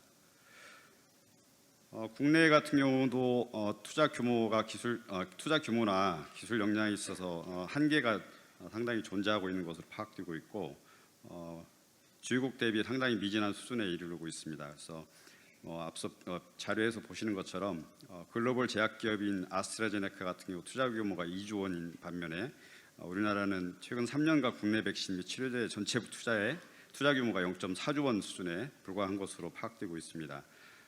그래서 바이오헬스 산업은 이제 단기간 투자로 기술 자립이 용이하지 않은 기술 분야이고 기술 확보를 위해서 지속적인 정부 지원이 필요한 분야입니다. 미국 같은 경우 말씀드린 것처럼 R&D 투자에 상당히 집중해서 투자하고 있고 EU도 마찬가지고 일본의 경우에도 예방관리에서부터 진단 치료까지 전 분야를 아우르는 개인 맞춤형 종합 헬스케어 서비스를 지향하는 디지털 헬스 개혁을 추진 중에 있습니다. 또한 중국의 경우에는 코로나19 영향으로 인해서 중국 온라인 의료 산업이 폭발적으로 성장하고 있는 것으로 파악되고 있습니다. 국내 디지털 헬스케어 관련 기술 동향입니다. 앞서 보신 것처럼 5년간 저희 R&D 투자된 규모가 5,609억 원 정도로 조사됐는데 연간 37.3% 정도로 증가율을 보이고 있습니다. 현 정부에서도 이제 국정과제 내 디지털 헬스케어 관련 내용을 포함해서 적극적인 디지털 헬스케어 활성화 정책을 추진할 것으로 기대되고 있는 분야이기도 합니다.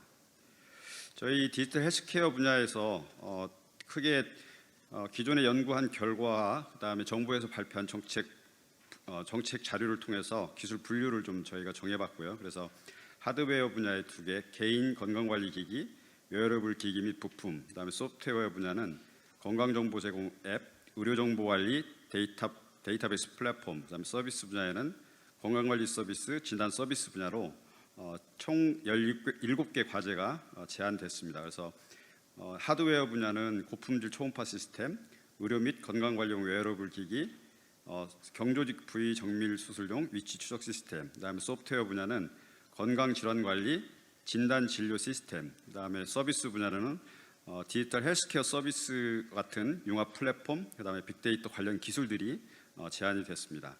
그 외에도 이제 규제나 법 제도 개선 분야에서는 뒤에 설명을 좀 더 드리겠지만 연구 인프라용 플랫폼 구축과 활용이 필요하다는 개선 사항이 제안이 되었고 디지털 슬라이드 병리 진단을 위한 보험 수가 도입하는 부분과 그다음에 공동 인프라 투자에는 소프트웨어 메디컬 디바이스 전문가 양성, 규제과학 전문가 양성 분야가 제안이 됐습니다. 그래서 그 추진 전략으로는 하드웨어 분야의 단기 R&D가 27년 이내까지 개발되는 3개 분야가 6개 과제가 제안이 됐고 소프트웨어 분야는 단기에 4개 과제, 중장기에 1개 과제가 제안이 됐습니다. 서비스 분야에서는 모두 단기 분야로 6개 과제가 제안이 됐습니다. 민간 RH 협의체에서 만드는 로드맵이고 대부분 2027년까지 종료되는 것으로 제안이 됐고 그 외에 한 가지는 32년에 1개 과제는 종료되는 것으로 제안이 됐습니다. 마지막으로 앞서 잠깐 언급드렸던 것처럼 디지털 헬스케어 분야에 관련된 빅데이터 활용을 위한 플랫폼 구축하고 그런 관련된 제도 개선 사항이 필요하다는 제안이 있었고 그다음에 소프트웨어 메디컬 디바이스 분야에 전문가를 양성해야 된다는 제안이 있었고 그다음에 의료기기 규제 과학 전문가를 양성해야 된다고 제안한 바가 있습니다. 또한 마지막으로 디지털 슬라이드 병리 진단을 위한 보험 수가 도입인데 의료 분야에 유일하게 그 디지털화가 안 돼 있는 분야로서 디지털화가 긴급히 필요하다 이런 제안이 있었습니다. 이상입니다.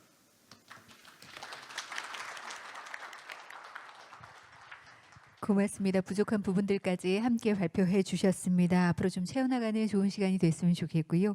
이제 미래모빌리티 협의체의 자율주행 분야 발표 진행하겠습니다. 오늘 아주대학교의 장정아 교수님 함께하고 계시는데요.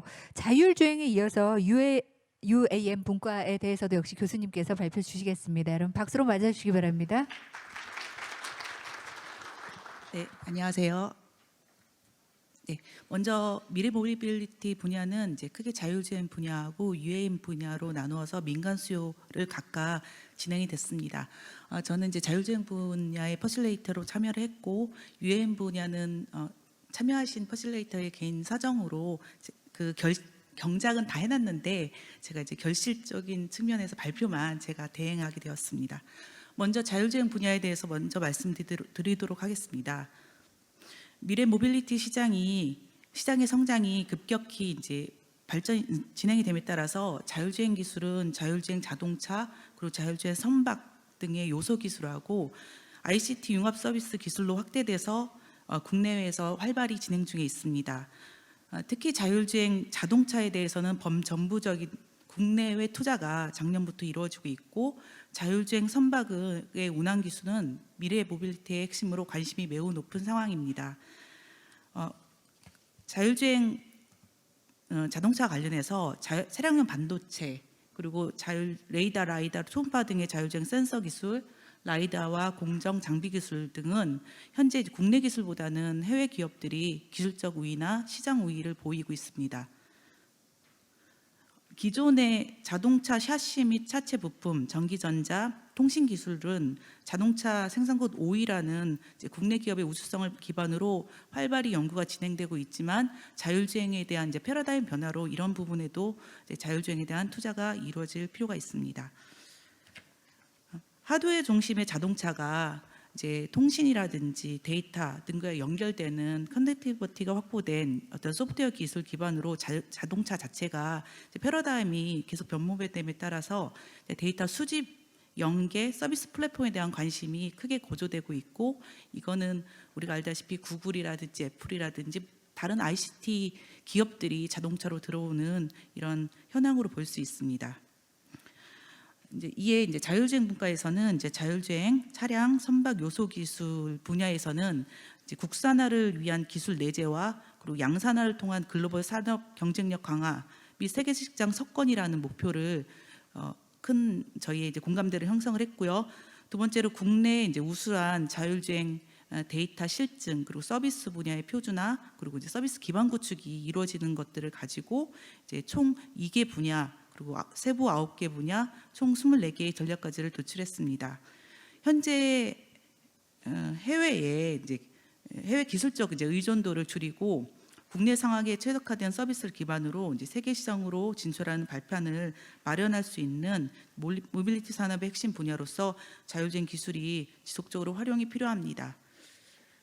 추진 전략은 크게 이제 자동차용 반도체, 자율주행 센서 관련 과제, 공정 장비 기술 과제 해서 이제 각각의 과제를 세부 과제로 제안을 했는데, 특히 이제 자율주행차를 구성하는 비메모리 반도체의 국산화율은 2.3%에 불과해서 현재 시장 점유율을 이제 국내 기술을 선제적으로 개발해서 점차 늘릴 필요성이 있다는 거, 그리고 지속적 투자가 필요하다는 거에 대해서 저희 분과에서 같은 마음을 가졌고요.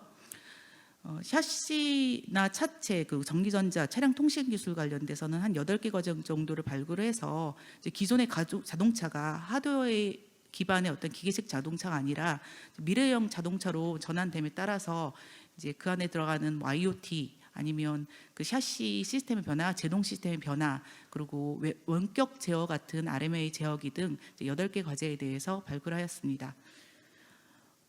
저희 분과에서 또한 주목했던 부분이 이제 데이터 수집, 연계, 그리고 인프라 연계, 관제, 융합 서비스 이런 부분이었는데, 기업들이 이제 각각이 이런 분야에 들어오다 보니까 이제 데이터 수집을 각각 하는 부분들, 즉 기업의 이제 데이터 수집 관련된 중복 투자를 줄이고 많은 양의 데이터 셋이라든지 서비스 구축을 할 때 필요한 비용 절감을 위한 이제 국가 차원의 이제 자율주행 개발을 위한 이제 생태계들이 필요하다, 그리고 여러 표준화에 대한 필요하다는 등 해서 7개 과제를 발굴을 했습니다.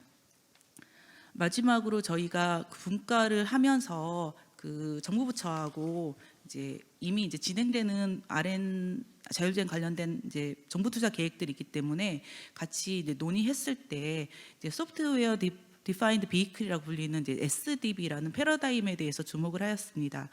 자율주행 분과에서 이제 저희가 이제 분과에서 고민했던 부분이 이제 자동차가 이제 소프트웨어 기반의 어떠한 앞으로의 이제 컨셉이라든지 이런 사항들이 변형이 된다면 하드웨어 플랫폼이라든지 소프트웨어 플랫폼 부분 자체가 그 이제 자동차에 들어간 부분이 상당히 큰 변화가 있을 거고, 이거를 각각의 대기업이라 하지만 하는 것보다는 국내 상황에 적합한 SD 부분을 좀 다루어서 그럼 이거 어떻게 다룰 것이냐, 이제 어떤 기획 연구 형태로 컨센서스를 맞추고 이거에 대해서 좀 먼저 선제적 대응 전략을 좀 가져보면 좋겠다라는 제안을 하였고, 이제 이를 통해서 이제 향후에 ICT 개발을 통한 이제 프로세스 전환 그리고 이제 선제적 기술 및 시장 대응 전략에 이것이 씨앗이 돼서 확대될 수 있을 거라고 이제 예상하는 바입니다.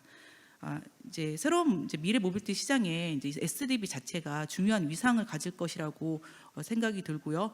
이런 부분은 모든 참여자가 같은 공감대를 형성했고, 우리 기업이 이제 많은 이제 이런 민간 R&D를 통해서 대응하는데 이거에 대해서 좀 더 관심을 가져주셔서 이제 정부가 이제 어떤 마중물 역할을 잘 감당해주기를 바라는 부분입니다.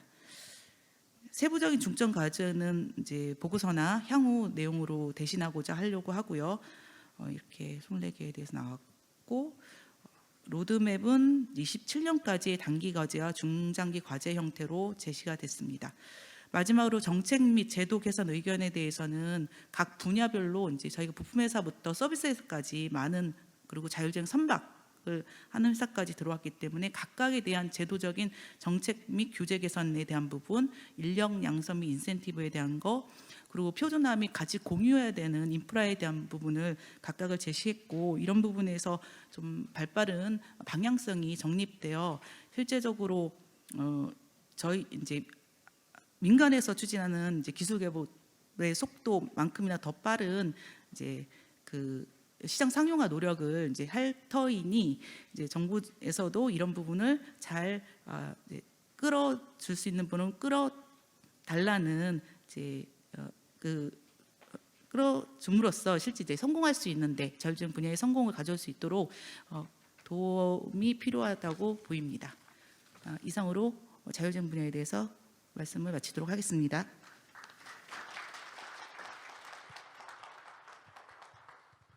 네, 이어서 UAM 분야에 대해서 또 발표해 주시겠습니다. 네, UAM 분과에 대해서 말씀드리도록 하겠습니다. UAM은 이제 아시다시피 어번 에어 모빌리티의 약자입니다. 그러니까 적어도 수송이 가능한 도심 항공 모빌리티 이제 시스템으로서 이제 도시에 있는 교통 문제를, 혼잡 문제를 해결하고 미래의 교통 수단으로 이런 부분이 활용이 될 수 있다고 각광을 받고 있는 분야이며, 현재 이제 미국, 유럽 등 250여의 기업들이 이제 전기 수직 이착륙기 등에 대한 기술 개발과 함께 시범 도입을 추진 중에 있는 분야입니다. 그림은 이제 일본 오사카 간사이 엑스포 UAM 실증 운용 컨셉을 보여주는 것으로 2025년 실제 도심에서 활성화 있는 UAM에 대한 상용화를 추진 중에 있는 것이고, 우리나라도 이제 작년에 K-UAM 계획을 발표했고, 2025년 수도권 지역의 상용화, 2030년에 주요 경역별 서비스를 통해서 전국 확산으로 이런 미래 모빌리티가 활용이 될 수 있다는 부분을 제시한 바 있습니다.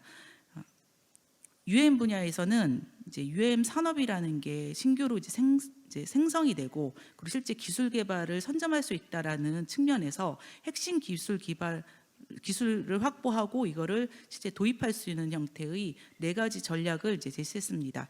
UAM 상용화와 대중화를 위한 서비스 기반 기술, 그리고 비행 효율성 향상을 위한 기체 및 핵심 부품에 대한 기술 확보, 그리고 수소 연료 전지 등 이제 고효율 에너지에 대한 부분, 마지막으로 이제 자율 비행 기반 기술에 대한 부분으로 나누어서 과제를, 세부 과제를 발표하였습니다.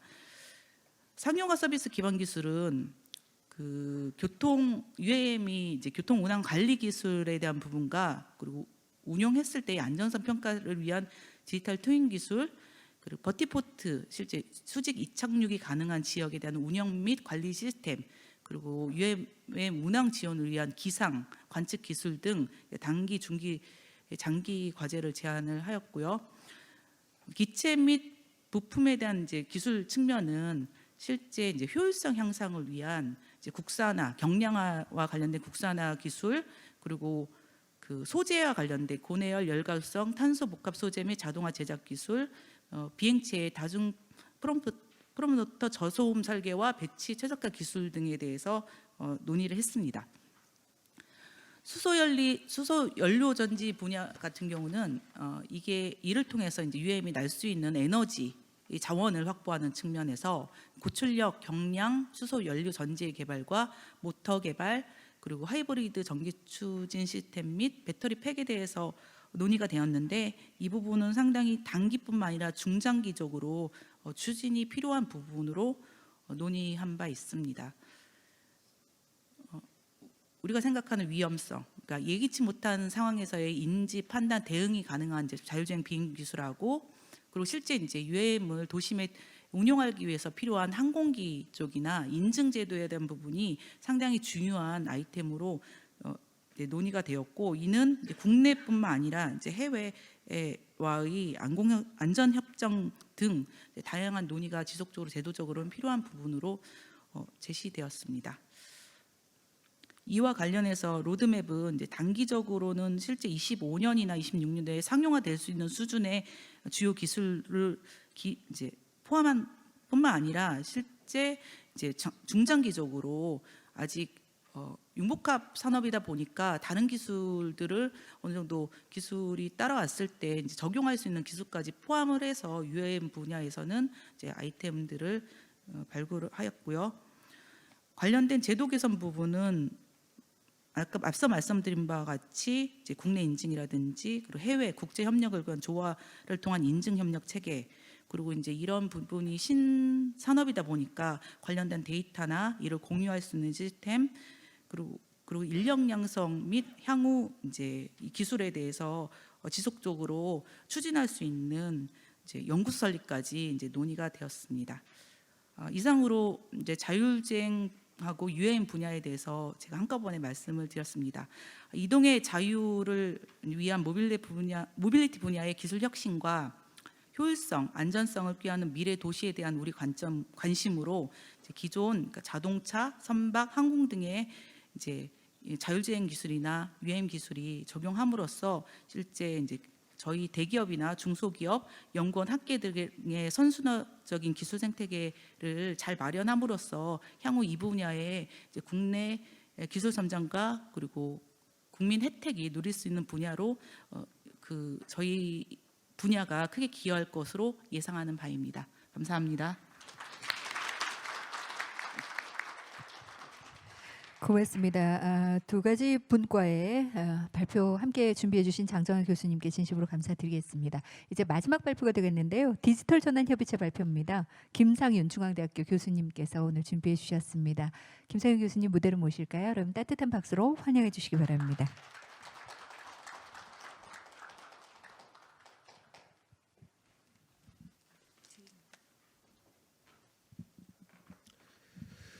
네, 여러분 안녕하십니까? 중앙대학교 김상윤 교수입니다. 오늘 R&D 민간 협의체 마지막 분과 AI 발표를 맡게 되었습니다. 자, AI 영역은 1초마다 진화하는 기술이라고들 얘기를 합니다. 그만큼 우리가 큰 그림을 그리는 것도 너무나 중요한 시점이지만은 이 디테일에 대해서 그리고 플렉서블한 정책적, 기술적 대응이 너무나도 중요한 분야 중에 하나입니다. 그만큼 이 민간 R&D 협의체를 통한 다양한 수요에 대한 파악이 무엇보다도 중요해지는 어떤 상황이라고 할 수가 있겠는데요. 인공지능 분야의 전 세계 순위를 살펴보시면은 우리나라는 약 10위권에 위치를 하고 있습니다. 전 세계 1위가 미국이고요. 2위는 싱가포르, 3위는 영국의 순서이고요. 우리나라의 경우에는 2021년 10위를 기록하였는데 전년 대비 3계단 정도 하락한 상황입니다. 세부 항목별로 순위를 좀 살펴보시면은 우리나라의 경우 정부 준비도는 5위, 평균 순위에 비해서 좀 높은 편이고요. 데이터 인프라 분야는 9위, 그리고 기술 분야는 약 15위에 랭크되어 있습니다. 그만큼 전체 인공지능 경쟁력 순위에 비해서 우리 기술 분야에 약간의 좀 발전이 더 필요하다라고 할 수가 있겠는데요. 사실 올해 초에 라스베가스 CES 여러 결과들을 보신 분들은 아마 여기저기 언론에서 많이들 들으셨을 겁니다. 국내 기업들이 여러 업종에서 다양한 인공지능 분야의 솔루션들을 개발하여 CES의 혁신상을 수상하는 등의 여러 성과들을 낸 것을 보셨을 겁니다. 자, 그렇다면 우리나라가 왜 이렇게 15위밖에 기록을 못하고 있느냐? 실질적으로 우리나라가 AI 분야에 지금 성과를 올리고 있는 부분은 주로 어플리케이션, 즉 서비스나 활용 분야입니다. 바로 이 원천 기술, 공급 기술이라고 하는 영역에서 이 옥스포드 지표는 포인트를 주고 있는 것이고요. 그만큼 우리가 앞으로 이 서비스나 활용 기술뿐만이 아니라 공급 원천 기술 분야의 경쟁력을 어떻게 국가적으로 끌어올릴 수 있을 것이냐, 지금 헤쳐나가야 할 핵심 과제라고 할 수가 있겠습니다. 전 세계적으로 인공지능 분야는 매년 30%에서 40% 정도 성장할 것으로 예측이 되고 있습니다. 이 예측치는요, 2025년경에 최대 45% 성장까지도 증가할 것이다, 이렇게 기대가 되고 있습니다. 그만큼 전 세계적으로 이 R&D 자금이 집중적으로 투입되고 있는 것이 바로 인공지능 분야이고요. 전 세계 주요국들은 연구개발 자금을 투입하거나 혹은 인력 양성 혹은 표준화 주도, 국가 데이터 센터 등 산업계와 국가 할 것 없이 인공지능 분야에 대한 다양한 정책적 접근을 하고 있는 상황입니다. 실제로 인공지능 분야는 최근 들어서 크게 두 가지 정도로 측면을 보실 수 있습니다.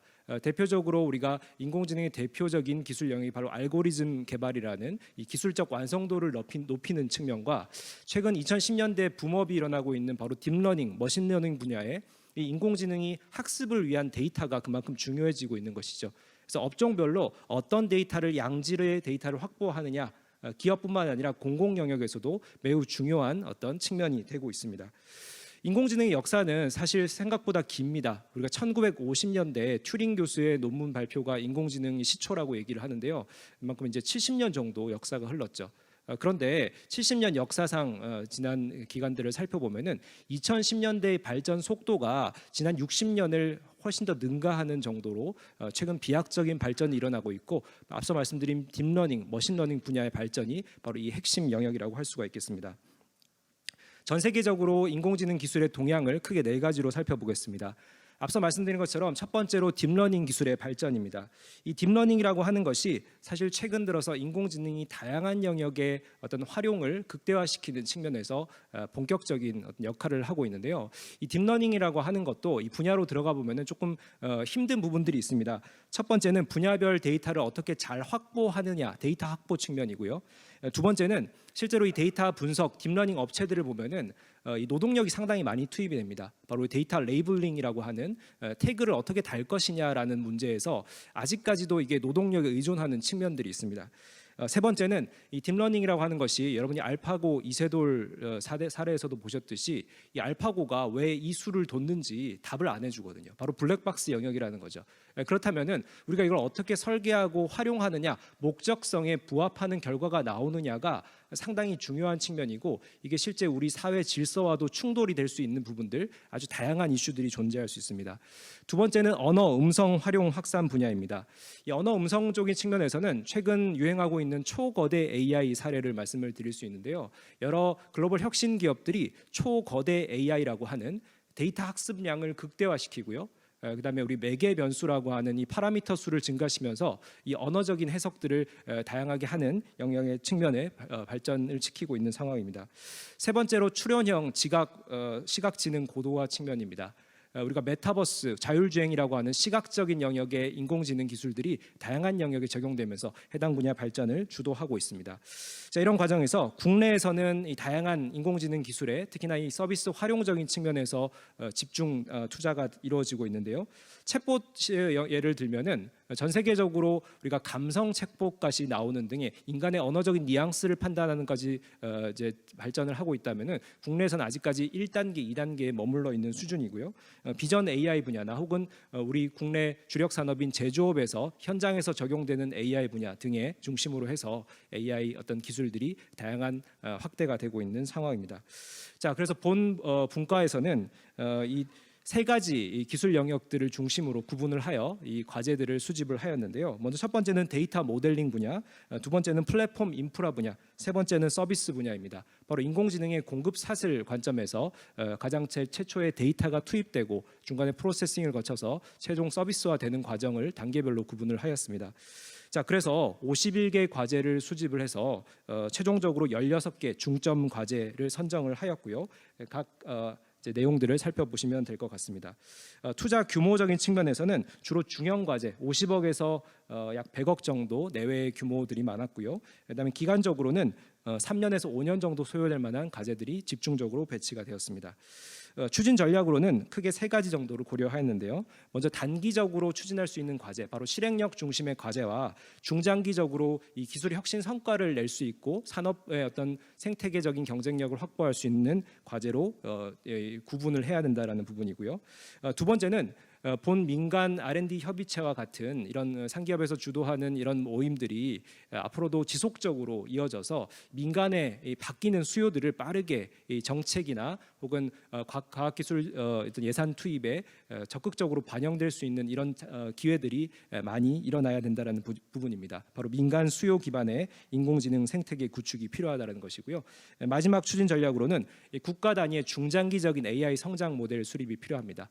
AI가 주도하는 시대, 바로 지금 펼쳐지고 있고요. 바로 이런 측면에서 우리가 빅픽처와 함께 디테일에 대해서 함께 고려하는 이런 어떤 AI 분야의 성장이 필요할 것으로 생각이 됩니다. 이상으로 발표를 마치겠습니다. 감사합니다. 고맙습니다. 이렇게 9개 분과별로 여러 가지 전략 보고에 관련된 이야기를 나눠봤습니다. 아마 이곳에 계시는 중앙부처의 과장님, 국장님께도 굉장히 활용할 수 있는 좋은 정보가 되지 않았을까라는 생각이 들고요. 아마 행사 이후에 많은 정보 나누시라는 생각 듭니다. 그럼 지금부터는 앞으로 이 민간 R&D 협의체 발전 방향에 대해서 얘기 나누는 시간을 이 자리 빌려서 잠시 갖겠습니다. 오늘 과학기술정보통신부의 조현숙 연구예산 총괄 과장님께서 함께하고 계시는데요. 얘기 나눠보겠습니다. 여러분 과장님을 따뜻한 박수로 맞아주시기 바랍니다.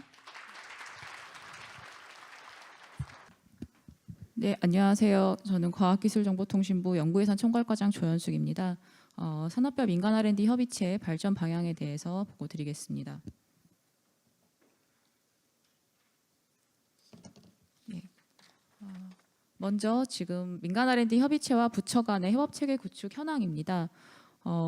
지금 이제 이 그림에서 왼쪽에 보시면 이제 민간 R&D 협의체가 있고 오른쪽에는 이제 정부가 있습니다. 그래서 민간 R&D 협의체에서 이제 발굴해서 정리해 주신 전략 보고서를 저희 이제 과학기술혁신본부가 전체적으로 총괄을 해서 그 각 부처에 국가연구개발 사업을 수행하는 각 부처에 전달을 드리게 되고요. 각 부처들이 이것들을 반영해서 이제 그 새로운 사업들이나 이런 것들을 기획을 하게 되면 저희가 이제 그 예산을 그 전체적으로 배분 조정하는 과정에서 이런 것들이 반영된 사업들을 우선적으로 예산에 반영을 하고 있습니다. 참고로 이제 정부 예산의 프로세스를 간단하게 말씀드리면 지금 이제 11월 말에 이제 저희가 보고서가 이제 나왔고 보통 각 부처들이 이제 내년 초까지 24년에 이제 예산 확보를 위한 24년 예산을 위한 사업들을 기획을 하게 됩니다. 그래서 부처들이 사업을 기획해서 이제 그 과학기술정보통신부에 제출을 해주시고 그러면 과학기술혁신본부의 예산 배분 조정 프로세스는 5월, 6월에 집중이 됩니다. 그래서 6월까지 저희가 이제 국가연구개발사업 예산 배분 조정안을 만들면서 이제 그 민간 R&D의 수요가 반영된 그런 부처의 사업들을 우선적으로 예산의 배분 조정안에 반영을 하게 되고요. 이것들이 이제 기재부로 가서 8월 말까지 최종 정부안에 담겨서 그리고 이제 그 다음에 이제 국회에서 12월에 최종 확정되는 이제 그런 긴 프로세스로 진행이 됩니다. 이게 이제 이렇게 예산 반영 프로세스가 굉장히 길다 보니까 아마 이제 기업에서는 이게 실제로 활동하신 결과들이 어떻게 반영되고 있는 건지 잘 뭐 가고 있는 건지 체감하시는 데 사실은 좀 어려움이 많으시리라 생각이 되고요. 그래서 저희가 발전 방향을 정리하면서도 좀 이런 것들을 보완할 수 있는 방향으로 정리를 했습니다. 민간 R&D 협의체 발전 방향입니다. 민간 R&D 협의체 발전 방향은 우선은 민간 중심 혁신 생태계 고도화를 위한 분야별 민간 R&D 수요 발굴 기능 강화와 또 긴밀한 민간 협력 체계 구축의 목표를 두고 현재와 같은 민간 중심의 자율적인 운영 방식을 지속하되 민간 협력 주체 간 연계 그리고 환류를 강화하는 데 중점을 두어서 추진을 하고자 합니다. 그래서 현재도 이제 민간의 어떤 자율적인 참여 그리고 민간 주도로 지금 이제 활동들을 하고 계시고요. 이것들을 취지를 유지하면서 정부와 기업 간의 정보 공유와 또 소통 기회를 확대하고 또 민간 협의체의 의견을 반영할 수 있는 그런 프로세스들을 좀 더 확립을 해서 그 민간 연구 개발에 있어서의 상호 연계 강화 그리고 그 민간 수요 반영의 어떤 국가 연구 개발 예산 반영 프로세스를 강화하고자 합니다. 조금 더 구체적으로 말씀을 드리면 먼저 민간 연구 개발 상호 연계 협력 강화를 위해서는 첫 번째로 민간 R&D 협의체와 주요 과학기술 정책 심의 기구와의 연계를 좀 강화하고자 합니다. 저희 이제 그 국가 과학기술 정책의 최고 어떤 심의 의사 결정 기구로 이제 과학기술 자문회의가 있고 그 아래에 이제 많은 전문위원회와 그 심의 기구들이 있습니다. 그래서 이 심의 기구들을 운영하면서 조금 더 민간 R&D 협의체의 어떤 의견들이 반영될 수 있는 체제를 저희가 좀 강구를 하려고 하고요. 두 번째로는 그 정부의 연구개발 투자 전략 수립을 지원하는 이제 분야별 국가기술전략센터가 있습니다. 지금은 이제 4개가 운영이 되고 있고 민간 협의체와 직접 관련되는 분야는 이제 탄소 중립 분야하고 이제 디지털 전환 관련된 분야의 국가기술전략센터가 현재 있습니다. 그래서 일단은 이런 국가기술전략센터하고 또 이제 정부 출연 연구기관 등과의 연계 협력 체계를 구축을 해서 좀 더 그 정부의 연구개발 투자 전략 수립을 하는 데 있어서 민간의 수요가 반영이 될 수 있도록 하고자 합니다. 그리고 지금 이제 얼마 전에 국가전략기술이 이제 확정이 됐는데 정부가 중점을 두고 있는 이런 전략기술 같은 중요한 분야를 중심으로 해서 필요하다면 이제 협의체 분야를 확대하는 것도 검토를 하겠습니다.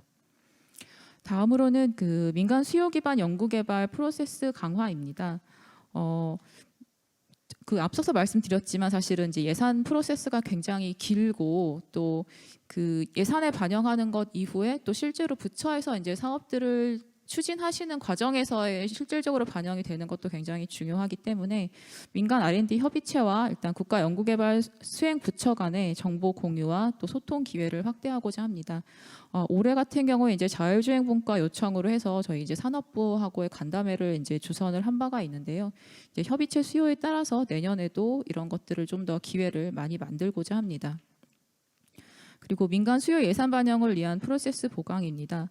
앞서 말씀드린 것처럼 이제 실제 예산 반영 이후에 이제 부처에서의 사업 기획을 할 때 이런 것들이 실질적으로 반영될 수 있도록 연구개발 사업을 수행하는 부처 또는 전문기관들과의 그 사업 기획 단계에서의 좀 더 소통할 수 있는 기회를 만들고 그리고 이제 또 혁신본부에 이제 저희 예산 검토를 지원해주는 7개 분야의 전문위원회가 있고 거기도 이제 민간 전문가들이 참여를 하고 계신데 이 전문위원회와도 민간 R&D 협의체 연계를 강화하는 것을 추진하고자 합니다. 그리고 이제 오늘 사실은 대부분 많은 분과에서 제기를 해주셨는데 이제 기술개발 수요를 예산 반영하는 것을 넘어서 아까 많이 제시해 주셨던 것처럼 어떤 제도 개선이라든가 또는 어떤 뭐 기술 표준 수요를 수립을 위한 과제 발굴이라든가 조금 더 그런 정책적인 부분들도 반영될 수 있는 이제 그런 체제를 구축하고자 합니다. 전체적으로 말씀을 드리면 민간협의체가 이제 작년에 이제 2개 분과로 시작을 해서 올해 이제 사실 5개 분야로 확대되면서 이제 운영이 본격화됐는데요. 지난 이제 작년 올해에 걸쳐서는 사실은 민간에서 발굴한 수요가 이제 저희 혁신본부의 어떤 예산 배분 과정 속에 그 반영이 돼서 그렇게 이제 국가 연구개발 예산에 반영되는 체제들을 중심으로 저희가 이제 일을 해왔다고 하면 앞으로는 이제 혁신본부뿐만 아니라 국가 연구개발 사업을 수행하는 부처 그리고 이제 또 출연연 등 민간 연구개발 투자 주체들과 뭔가 연계와 또 정책 소통, 협력할 수 있는 이제 그런 기회들을 많이 만들도록 하겠습니다. 네, 이상 발표를 마치겠습니다.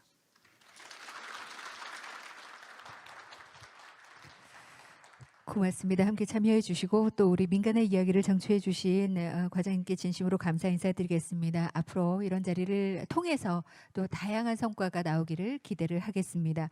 그리고 조현숙 과장님 외에도 오늘 과학기술정보통신부뿐만 아니라 5개 협의체 분야별 관련 부처 국장님, 과장님께서도 자리를 함께하고 계시는데요.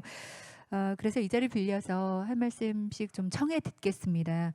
전략보고서 발표 들으신 후에 우리 의견들이 어떠신지 좀 궁금한데요. 먼저 환경부에서 함께하고 계시는 장기복 녹색전환정책관님의 말씀을 청해 듣겠습니다. 부탁드릴까요?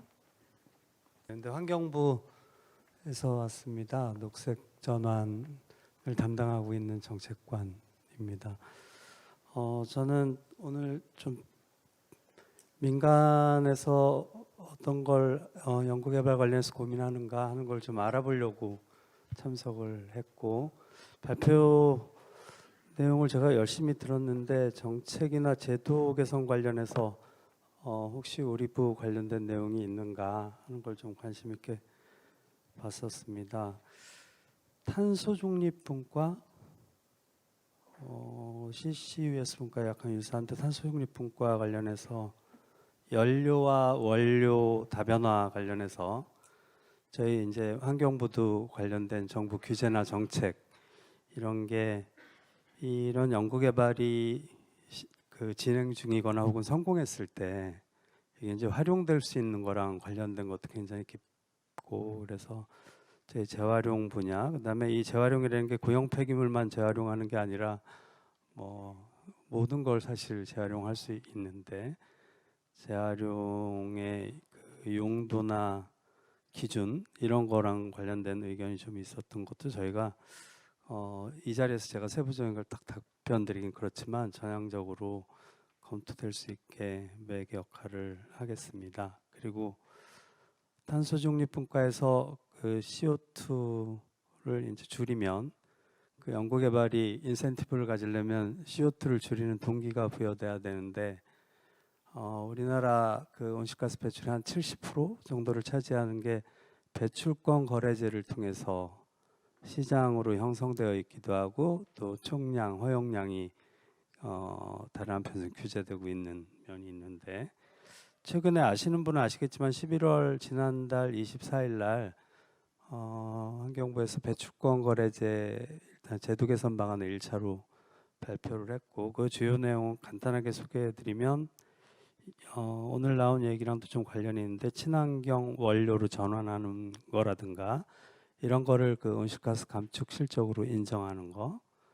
그다음에 두 번째는 고효율 기기 설비로 교체하거나 노후 설비를 교체해서 온실가스를 감축한다든가 그런 식으로 인정 범위를 확대하는 내용이 좀 포함되어 있고 해외 감축 실적 인정하는 것과 관련해서 절차적으로 행정적으로 좀 어려운 점을 산업계에서 많이 호소를 해서 행정 절차를 간소화하는 내용이 일부 포함되어 있고 그다음에 추가적으로는 저희 그 환경부 그 기후탄소 실장 주관으로 산업별, 업종별 배출권 거래제 개선 관련된 협의체가 운영되기 시작했습니다.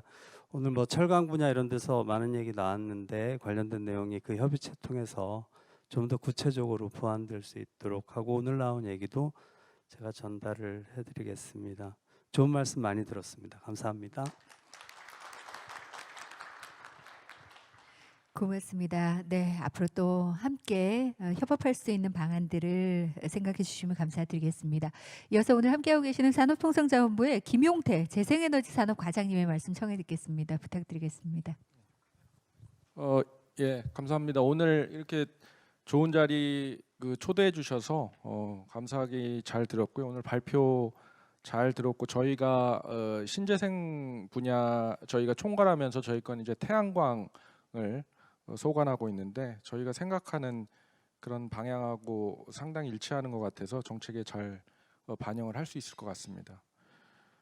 신재생 R&D는 지금 연 3천억 정도 규모로 정부가 투자를 하고 있습니다. 그래서 그동안의 산업 경쟁력 강화에 크게 기여를 한 것으로 판단을 하고 있고요. 앞으로도 과기혁신본부하고 잘 협의해서 기업 수요에 기반한 지원이 좀 잘 이루어질 수 있도록 노력을 하겠습니다. 오늘 발표해 주신 내용 중에 특히 그 실증 관련해서 좀 중요성을 많이 강조해 주셔서 저희 우리 부에서 지금 추진하고 있는 프로젝트를 좀 몇 가지 좀 소개를 해드리려고 합니다.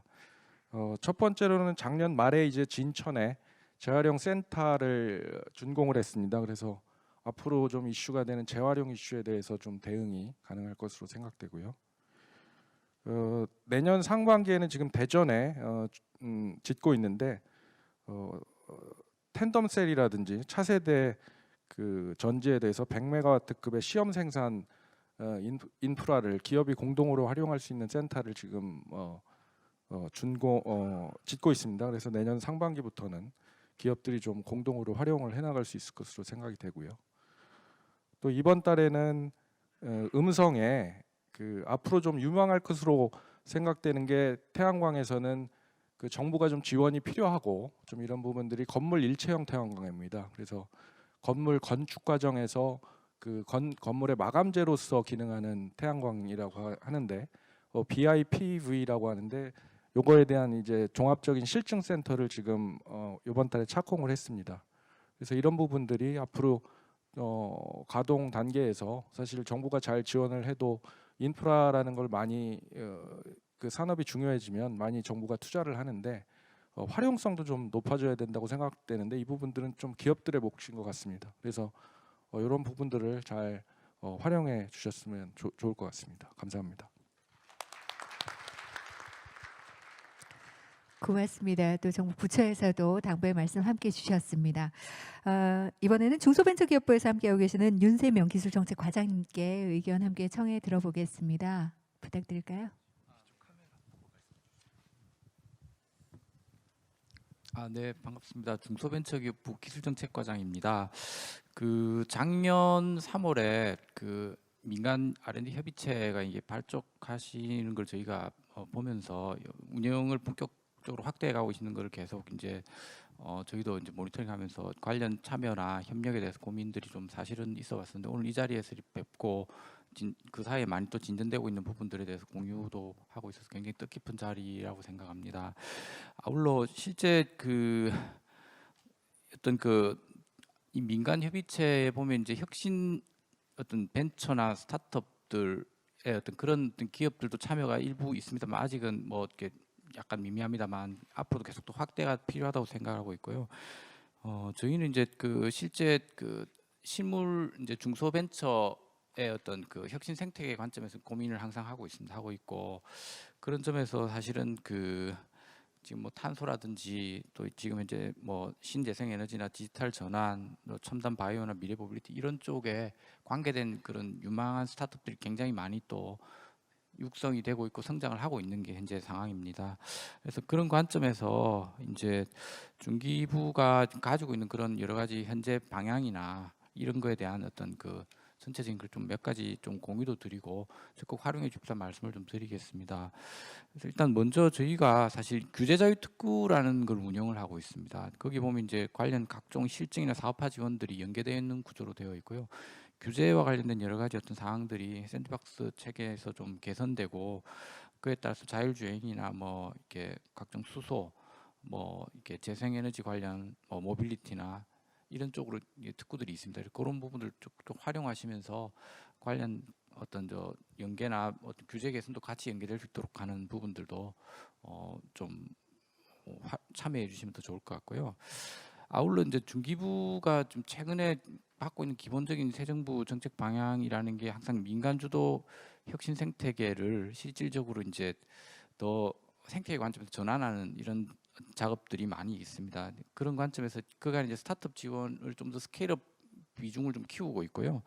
또 이제 그에 맞춰서 뭐 잘 알고 계시다시피 팁스를 스케일업 단에서 지원하는 스케일업 팁스라는 걸 또 론칭해서 본격적으로 확대를 하고 있습니다.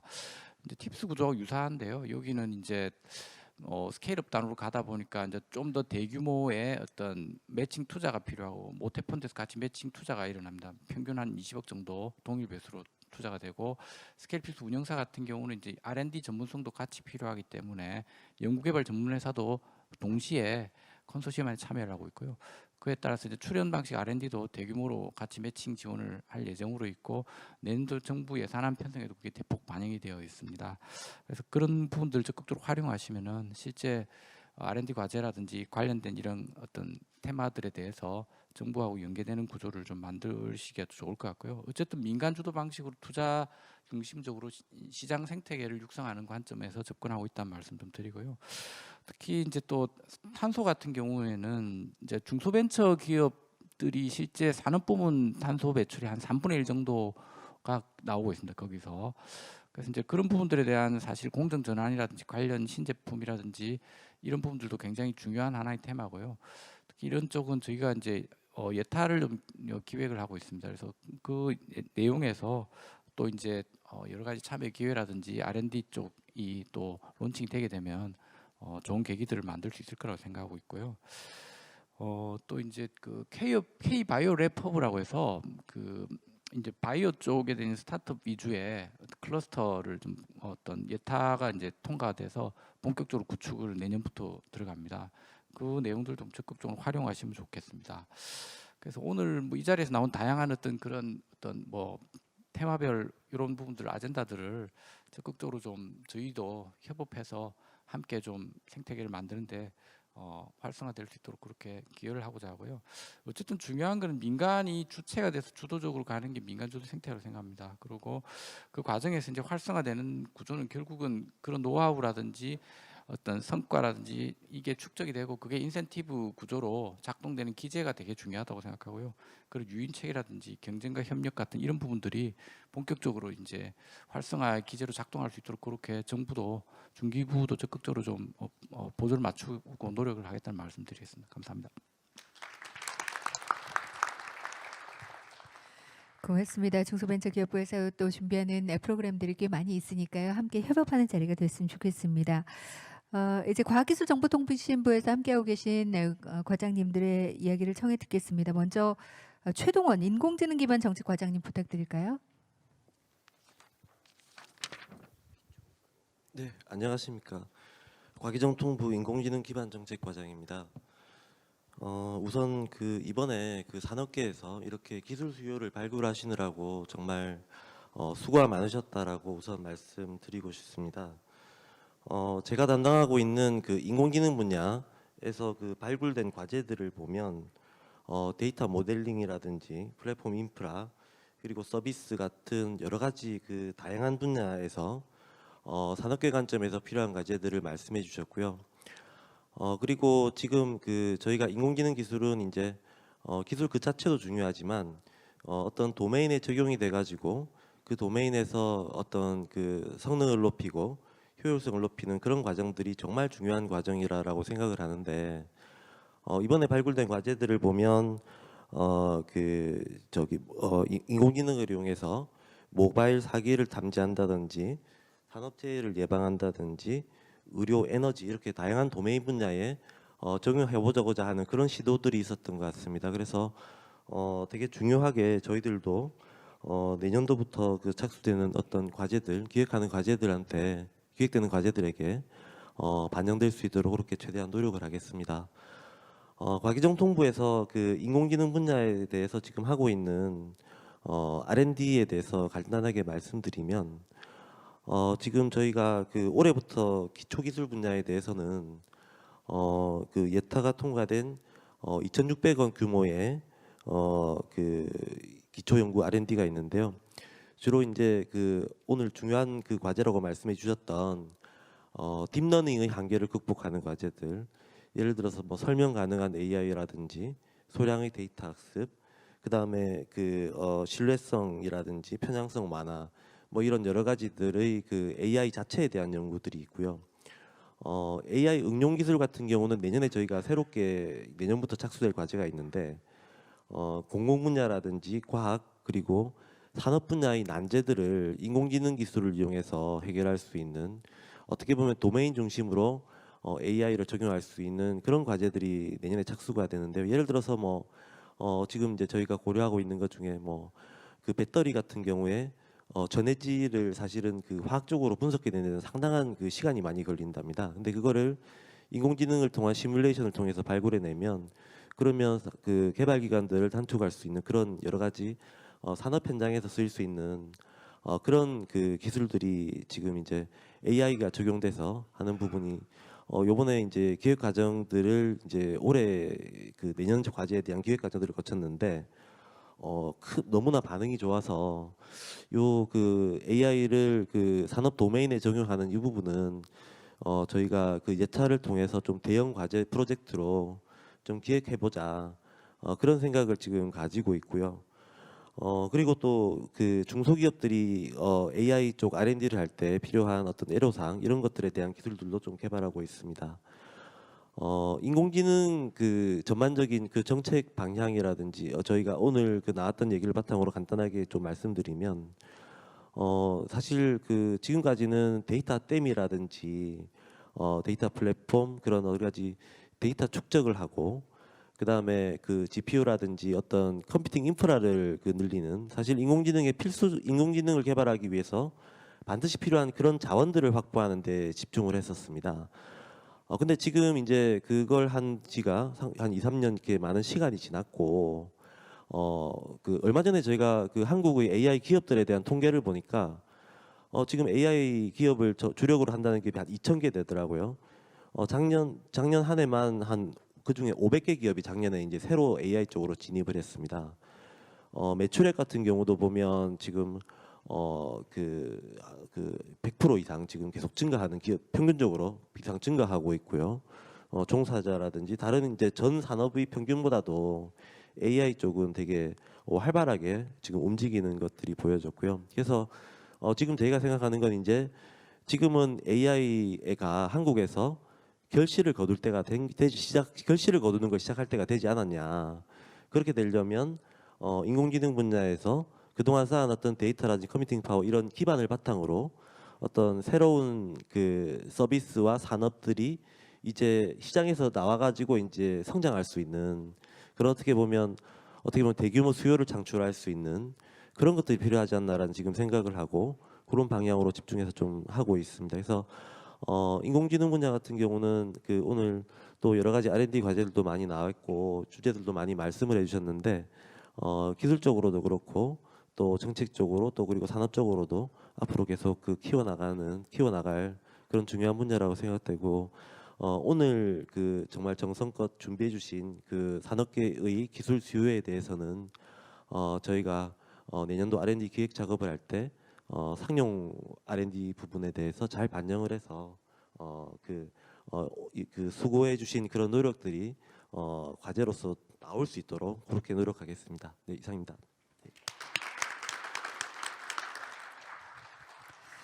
고맙습니다. 네, 함께하겠다는 말씀으로 좀 든든하게 자리해 주셨습니다. 최동원 과장님께 감사드리겠고요. 이번에는 과학기술정보통신부의 김영혜 생명연구자원 과장님께 말씀 청해 듣겠습니다. 부탁드립니다. 안녕하십니까. 과기정통부 생명연구자원과장 김영혜입니다. 반갑습니다. 우선 그동안 이렇게 정성껏 준비해 주신 소중한 의견을 들을 수 있는 자리에 초대해 주셔서 너무나 감사드리고요. 아시겠지만 바이오 분야가 워낙 광범위하다 보니 사실 담당하고 있는 부처나 부서가 굉장히 많습니다. 오늘 주셨던 소중한 의견과 그리고 발표 그리고 보고서에 담긴 이러한 내용들은 저희가 관계 부처와 그리고 관계 부서들과 잘 협력하고 공유해서 정책과 사업 추진에 적극 반영할 수 있도록 노력을 하겠습니다. 그중에서도 오늘 과기정통부에서는 오늘 산업계에서 말씀하신 것처럼 그런 원천 기술이라던가 그리고 산업가입 기반이 되는 기반 기술이라던가 이런 기술을 개발하는 부분을 더 담당하고 있습니다. 특히 디지털 융합과 관련해서도 의료 부분에 대해서는 복지부가 주도로 이끌고 있지만 그런 디지털 융합 그리고 디지털 전환에 해당될 수 있는 그런 원천 기술과 기반 기술은 과기정통부에서 주도를 하고 있습니다. 그 중에서도 대표적인 디지털 융합, 디지털 헬스케어를 기반이 될 수 있는 그런 기술 관련된 정책과 사업에 대해서 소개를 드리면 과기정통부에서는 비정형성이 가장 큰 바이오 데이터들을 표준화하고 그리고 품질 관리해서 연구 산업 현장에서 필요한 데이터로 제공할 수 있는 공유 체계를 지금 구축 중에 있습니다. 디지털 대전환 시대를 대비해서 데이터 기반 바이오 생태계를 잘 조성할 수 있도록 저희가 국가적 차원의 표준 체계부터 원천 기술에 대해서 개발 지원할 수 있도록 노력을 하겠습니다. 현재 추진되고 있는 사업뿐만 아니라 내년에 신규로 기획하는 사업들 그리고 다부처로 협업으로 기획하는 여러 가지 사업들에 대해서도 지금 산업부께서 주신 이러한 수요들을 잘 반영해 가지고 그 부분에 대해서 적극 지원할 수 있도록 노력하겠습니다. 감사합니다. 고맙습니다. 네, 새로운 산업을 만들어가는데 내년이 더욱더 기대가 되네요. 말씀 주신 김영희 과장님께 감사드리겠습니다. 이제 마지막으로 오늘 과학기술정보통신부의 김성수 연구개발투자심의국장님께서 자리에 함께해 주셨는데요. 말씀 청해 듣겠습니다. 부탁드리겠습니다. 네, 안녕하십니까. 연구개발투자심의국장입니다. 작년에 저희가 이걸 처음 선격과 같이 만들어서 지금 한 1년 반 정도 지났고요. 어떤 계속 어떻게 보면 그 경험과 어떻게 보면 성과들이 누적되는 것 같아서 참 너무 감사드립니다. 그 이제 국가 R&D 예산을 담당하고 있는 국장으로서 어떻게 예산이 반영될지 이제 이런 고민들을 하는 게 제가 해야 될 가장 중요한 역할인 것 같고요. 첫 번째는 아까 이제 발표해 주신 부처의 과장님들 또 오늘 못 오셨지만 부처와 저희가 연계 작업을 좀 미리 해서 내년도에 부처 R&D 사업이 기획될 때 꼭 들어갈 수 있도록 그런 것들을 저희가 신경 쓰겠습니다. 두 번째는 아까 이제 그 발표도 있었지만 저희가 최근에 12대 전략 기술을 정했고요. 또 탄소 중립 같은 중요한 분야들은 임무지향 저희가 R&D로 해서 국가가 앞으로 향후 5년간 중점 투자 계획입니다. 그래서 분야별로 지금 로드맵을 수립했거나 또 수립할 예정이기 때문에 그 로드맵에 어떻게 보면 오늘 주신 여러 가지 기술 수요들이 반영될 수 있도록 저희가 매칭 작업을 저희가 좀 같이 저희 혁신본부 내에 정책과 같이 노력을 할 것이고요. 그런 것이 되면 예산의 운영 우선 반영되는 프로세스가 있기 때문에 그러한 두 가지 이제 트랙으로 해서 예산 반영하는 데 최대한 노력하겠습니다. 감사합니다. 네, 고맙습니다. 협의회하고 함께 하고 계시는 김성수 국장님께도 진심으로 감사 인사드리겠습니다. 긴 시간 여러분과 함께 전략 보고 관련한 발표도 했고요. 그리고 정부 부처의 관계자 여러분들과 얘기 나누는 시간도 가져봤습니다. 이제 개인적으로 좀 더 자세한 이야기들 나눠주시기 바라겠고요. 끝까지 자리 참석해주신 참석자 여러분께 진심으로 감사 인사드리겠습니다. 아쉽지만 2022 민관 R&D 혁신 포럼 모든 순서는 마무리 짓겠습니다. 따뜻한 걸음 해주신 분들께 다시 한번 감사 인사드리겠습니다. 편안한 오후 시간 되시기 바랍니다. 고맙습니다.